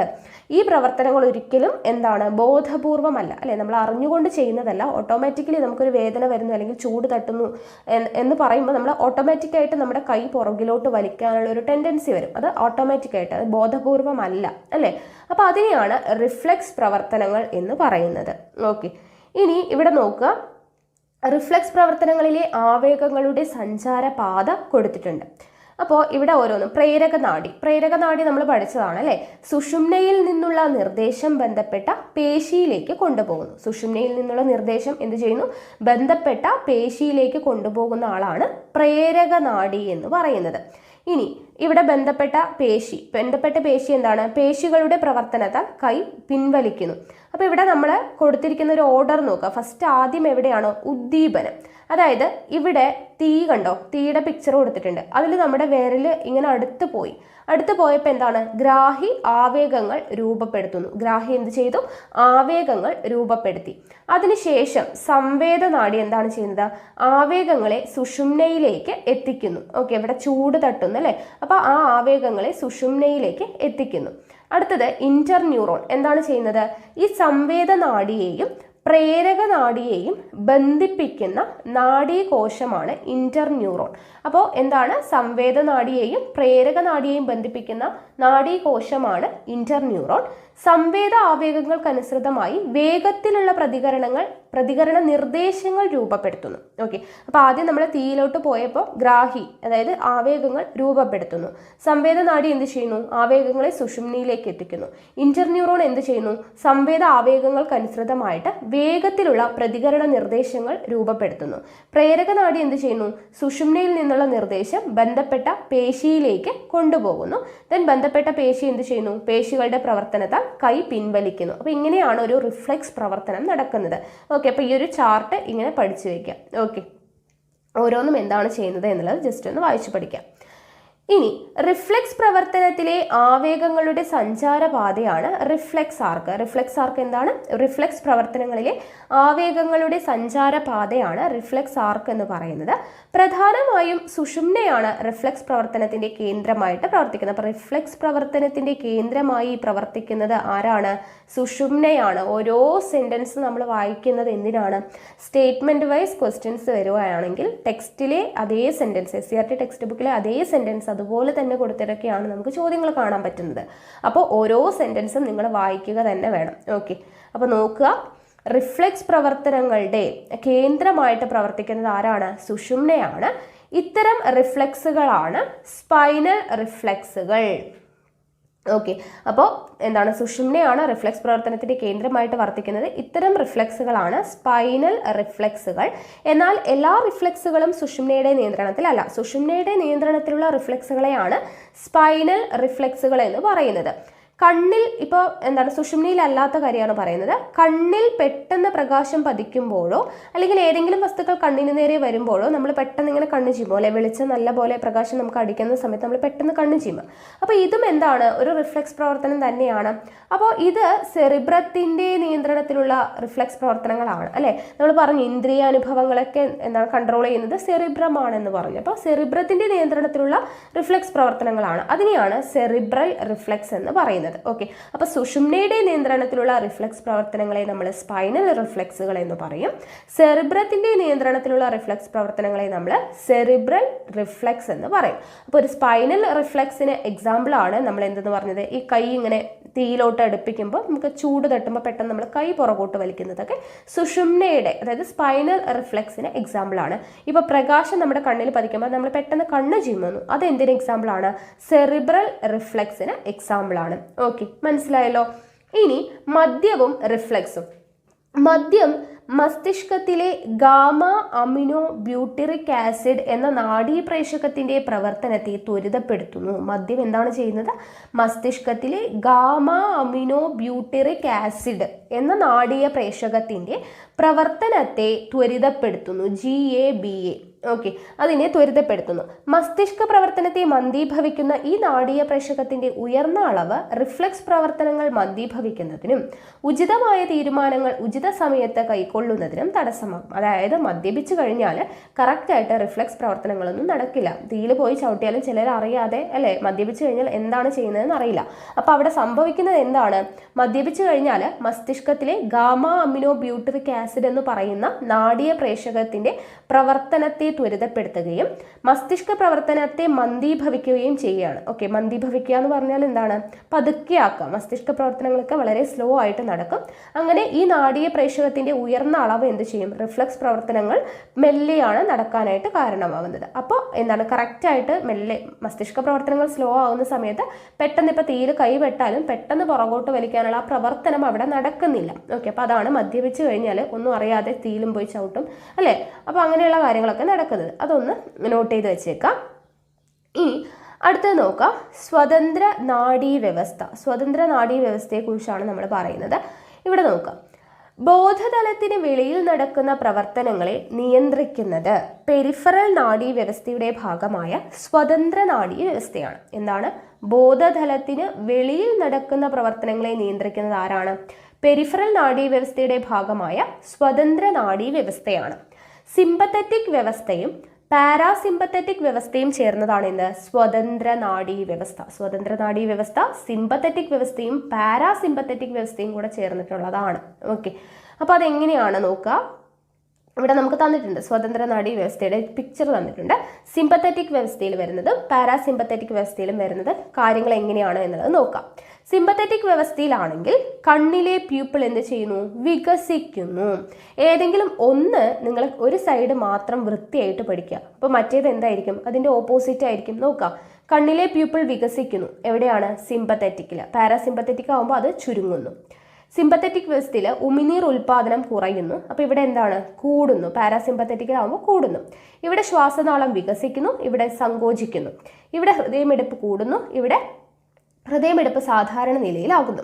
ആമാശയ പ്രവർത്തനങ്ങൾ മന്ദീഭവിക്കുന്നു, ആമാശയ പ്രവർത്തനങ്ങൾ സാധാരണ നിലയിലാകുന്നു. ഇവിടെ നോക്കൂ, ഗ്ലൈക്കോജനെ ഗ്ലൂക്കോസ് ആക്കുന്നു. ഇവിടെ എന്താണ്? ഗ്ലൂക്കോസിനെ ഗ്ലൈക്കോജനാക്കി മാറ്റുന്നു. ജസ്റ്റ് അതിൻ്റെ ഓപ്പോസിറ്റ് ആണ് എല്ലാം പറയുന്നത്. അടുത്തത്, കുടലിലെ പെരിസ്റ്റാൾസിസ് മന്ദീഭവിക്കുന്നു, കുടലിലെ പെരിസ്റ്റാൾസിസ് സാധാരണ നിലയിലാകുന്നു. മൂത്രാശയം പൂർവ്വസ്ഥിതി പ്രാപിക്കുന്നു, മൂത്രാശയം ചുരുങ്ങുന്നു. ഇവിടെ ഹോർമോൺ ഉൽപാദനം കൂടുന്നു, ഹോർമോൺ ഉൽപാദനം കുറയുന്നു. അപ്പോൾ ഒരു സൈഡ് നിങ്ങൾ പഠിക്കാം. നമുക്ക് സിമ്പത്തറ്റിക് വ്യവസ്ഥ അങ്ങോട്ട് താറോ ആക്കിയാലോ? ഓക്കെ, അപ്പോൾ നമുക്ക് സിമ്പത്തറ്റിക് വ്യവസ്ഥ മാത്രം പറയാം. അടുത്തത് നമുക്ക് ഓട്ടോമാറ്റിക്കായിട്ട് കിട്ടിക്കോളും. സിമ്പത്തറ്റിക് വ്യവസ്ഥയിൽ എന്തൊക്കെയാണ് സംഭവിക്കുന്നത്?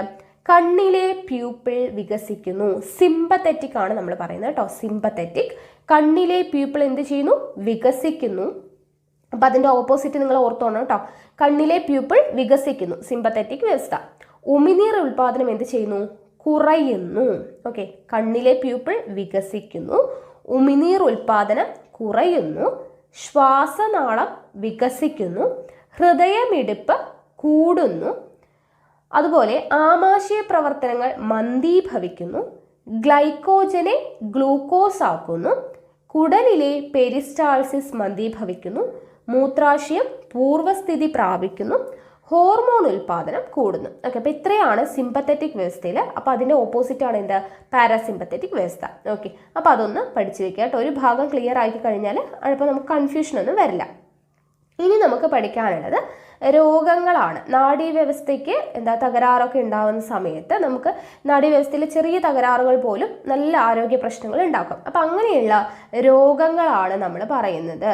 ഓക്കെ, അപ്പോൾ നാഡീവ്യവസ്ഥയെ ബാധിക്കുന്ന പ്രധാനപ്പെട്ട 3 രോഗങ്ങളും അതിൻ്റെ കാരണവും അതിൻ്റെ ലക്ഷണവുമാണ് നമുക്ക് ടേബിളായിട്ട് കൊടുത്തിട്ടുള്ളത്. അപ്പോൾ നോക്കുക, അൽഷിമേഴ്സ്. ആദ്യം തന്നെ അൽഷിമേഴ്സ് ആണ് നാഡീവ്യവസ്ഥയെ ബാധിക്കുന്ന ഒരു രോഗം.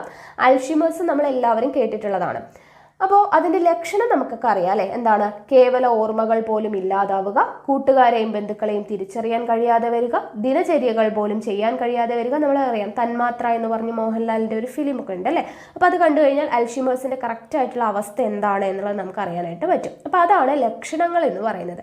ഇനി എന്താണ് അൽഷിമേഴ്സ് വരാനുള്ള കാരണം? മസ്തിഷ്കത്തിലെ നാഡീകലകളിൽ അലേയമായ ഒരുതരം പ്രോട്ടീൻ അടിഞ്ഞുകൂടുന്നു, ന്യൂറോണുകൾ നശിക്കുന്നു. മസ്തിഷ്കത്തിലെ നാഡീകലകളിൽ എന്ത് ചെയ്യുന്നു? ഒരു തരം പ്രോട്ടീൻ വന്ന് അടിഞ്ഞുകൂടി ന്യൂറോണുകൾ നശിക്കുന്നു. നാഡീവ്യവസ്ഥയുടെ തന്നെ അടിസ്ഥാന ഘടകമാണ് ന്യൂറോൺ എന്ന് പറയുന്നത്. ന്യൂറോൺ എന്ന് പറയുന്നത് നമ്മൾ ഘടനയൊക്കെ പഠിച്ചല്ലേ, ആവേഗങ്ങളെ കൊണ്ടുപോകുന്നതും ശരീരത്തിൻ്റെ പുറത്തോട്ട് എത്തിക്കുന്നതും അല്ലേ, പ്രേഷകങ്ങൾ ശ്രവിക്കുന്നതും കാര്യങ്ങളൊക്കെ നമ്മൾ പഠിച്ചു. അപ്പോൾ ആ ന്യൂറോണുകൾ തന്നെ നശിച്ചു പോവുകയാണ് ചെയ്യുന്നത്. മസ്തിഷ്കത്തിലെ നാഡീകലകളിൽ അലേയമായ ഒരു തരം പ്രോട്ടീൻ അടിഞ്ഞുകൂടുകയും ന്യൂറോണുകൾ നശിച്ചു പോവുകയും ചെയ്യുന്നു. അതാണ് അൽഷിമേഴ്സിന് കാരണം. ലക്ഷണങ്ങൾ എന്തൊക്കെയാണെന്ന് നമ്മൾ പറഞ്ഞു. ഓക്കെ, അടുത്തത് പാർക്കിൻസൺസ്. പാർക്കിൻസൺസ് രോഗം എന്ന് പറയുന്നത് എന്താണ്? മസ്തിഷ്കത്തിലെ പ്രത്യേക ഗാംഗ്ലിയോണുകളുടെ നാശം, ചില പ്രത്യേക ഗാംഗ്ലിയോണുകളുടെ നാശം എന്താണ്? പാർക്കിൻസൺസ് രോഗത്തിന് കാരണമാണ്. തലച്ചോറിൽ ഡോപ്പമിൻ എന്ന നാഡീയ പ്രേഷകത്തിന്റെ ഉൽപാദനം കുറയുന്നത് കൊണ്ടും ഉണ്ടാവുന്നുണ്ട്. തലച്ചോറിൽ ഡോപ്പമിൻ എന്ന് പറയുന്ന നാഡീയ പ്രേഷകത്തിന്റെ ഉൽപാദനം കുറയുന്നത്, നമ്മൾ നാഡീയ പ്രേഷകങ്ങളുടെ പേര് പഠിച്ചിട്ടുണ്ടായിരുന്നു അല്ലേ, ഡോപ്പമിൻ ഒക്കെ പഠിച്ചതാണ്. അപ്പൊ തലച്ചോറിൽ ഡോപ്പമിൻ എന്ന നാഡീയ പ്രേഷകത്തിന്റെ ഉൽപാദനം കുറയുന്നു. മസ്തിഷ്കത്തിലെ പ്രത്യേക ഗാംഗ്ലിയോണുകളുടെ നാശം, ഇത് രണ്ടുമാണ് പാർക്കിൻസൺസ് രോഗത്തിന് കാരണം. ഇനി അതിന്റെ ലക്ഷണം എന്താണ്? ശരീര തുലന നില നഷ്ടമാവുക, പേശികളുടെ ക്രമരഹിതമായിട്ടുള്ള ചലനം, ശരീരത്തിന് വിറയൽ, വായിൽ നിന്ന് ഉമിനീരൊഴുകുക. നമ്മൾ ഇങ്ങനെയുള്ള രോഗികളൊക്കെ കണ്ടിട്ടുണ്ടാവും അല്ലെ, വായിൽ നിന്ന് എനി ടൈം ഇങ്ങനെ ഉമിനീരൊഴുകിക്കൊണ്ടിരിക്കുക, കൈകാലുകളൊക്കെ ഇങ്ങനെ വിറച്ചുകൊണ്ടിരിക്കുക, പേശികളുടെയൊക്കെ ചലനം അല്ലെ, ക്രമരഹിതമായിട്ട് ഇങ്ങനെ വിരലുകളൊക്കെ ഇങ്ങനെ ചലിച്ചുകൊണ്ടിരിക്കുക. അപ്പോൾ അങ്ങനെയുള്ള അതാണ് പാർക്കിൻസൺസ് രോഗം എന്നൊക്കെ പറയുന്നത്. ഓക്കെ, അപ്പോൾ മസ്തിഷ്കത്തിലെ പ്രത്യേക ഗാംഗ്ലിയോണുകളുടെ നാശം, അതുപോലെ തലച്ചോറിൽ ഡോപ്പമിൻ എന്ന നാഡീയ പ്രേഷകത്തിന്റെ ഉൽപാദനം കുറയുന്നു. ഇത് രണ്ടുമാണ് പാർക്കിൻസൺസ് രോഗത്തിന്റെ മെയിൻ ആയിട്ടുള്ള കാരണം. ഇനി അപസ്മാരം. അപസ്മാരം നമ്മൾ എല്ലാവരും കണ്ടിട്ടുള്ള രോഗമാണ് അല്ലേ. അപ്പോൾ അതിൻ്റെ ലക്ഷണം നമുക്കറിയാം. കാരണം എന്താണ്? തലച്ചോറിൽ തുടർച്ചയായി ക്രമരഹിതമായ വൈദ്യുത പ്രവാഹം ഉണ്ടാകുന്നു. തലച്ചോറിൽ തുടർച്ചയായി എന്ത് ചെയ്യുന്നു? ക്രമരഹിതമായിട്ടുള്ള വൈദ്യുത പ്രവാഹം ഉണ്ടാവുന്നതാണ് അപസ്മാരത്തിന് കാരണം. അപ്പം അതിൻ്റെ ലക്ഷണം നമുക്കറിയാലേ, തുടരെയുള്ള പേശി സങ്കോചം മൂലമുള്ള സന്നി, വായിൽ നിന്ന് നുരയും പതയും വരിക, പല്ല് കടിച്ചു പിടിക്കുക, തുടർന്ന് രോഗി അബോധാവസ്ഥയിലാവുന്നു. നമ്മൾ സിനിമയിലൊക്കെ ഇങ്ങനെ കണ്ടിട്ടുണ്ടല്ലേ, പിന്നെ താക്കോലൊക്കെ എടുത്ത് കയ്യിൽ കൊടുക്കുന്ന, ഇരുമ്പിൻ്റെ എന്തെങ്കിലും കയ്യിൽ കൊടുത്തു കഴിയുമ്പോൾ ശരിയാവുന്ന ഒരു അവസ്ഥ അല്ലേ. വായിലൊക്കെ നുരയും പതയും വരും, പല്ലൊക്കെ ഇങ്ങനെ കടിച്ചു പിടിക്കും അല്ലേ. അതിൻ്റെ ഇടയിൽ നമ്മുടെ കൈ എങ്ങാനും പെട്ട് കഴിഞ്ഞാൽ കൈ മുറിയുന്നത് വരെ അവരെ കടിച്ചു പോകും അല്ലേ. അപ്പം അങ്ങനത്തെ ഒരു അവസ്ഥയൊക്കെ നമ്മൾ കണ്ടിട്ടുണ്ട്. അപ്പോൾ അതാണ് അപസ്മാരം എന്ന് പറയുന്നത്. എന്താണ് അതിന് കാരണം? തലച്ചോറിൽ തുടർച്ചയായി ക്രമരഹിതമായ വൈദ്യുത പ്രവാഹം ഉണ്ടാകുന്നതാണ് അപസ്മാരത്തിന് കാരണം. ഓക്കെ, അപ്പോൾ ഇതാണ് നാഡീവ്യവസ്ഥയെ ബാധിക്കുന്ന രോഗങ്ങൾ എന്ന് പറയുന്നത്. ഓക്കെ ആണല്ലോ. അപ്പോൾ ഇത്രയുമാണ് നമ്മുടെ ഈ ചാപ്റ്ററിൽ നമുക്ക് പഠിക്കാനുള്ളത്. അപ്പോൾ നാഡീവ്യവസ്ഥ എന്ന് പറയുന്ന ഭാഗം നമ്മുടെ കംപ്ലീറ്റ് ആയിട്ടുണ്ട്.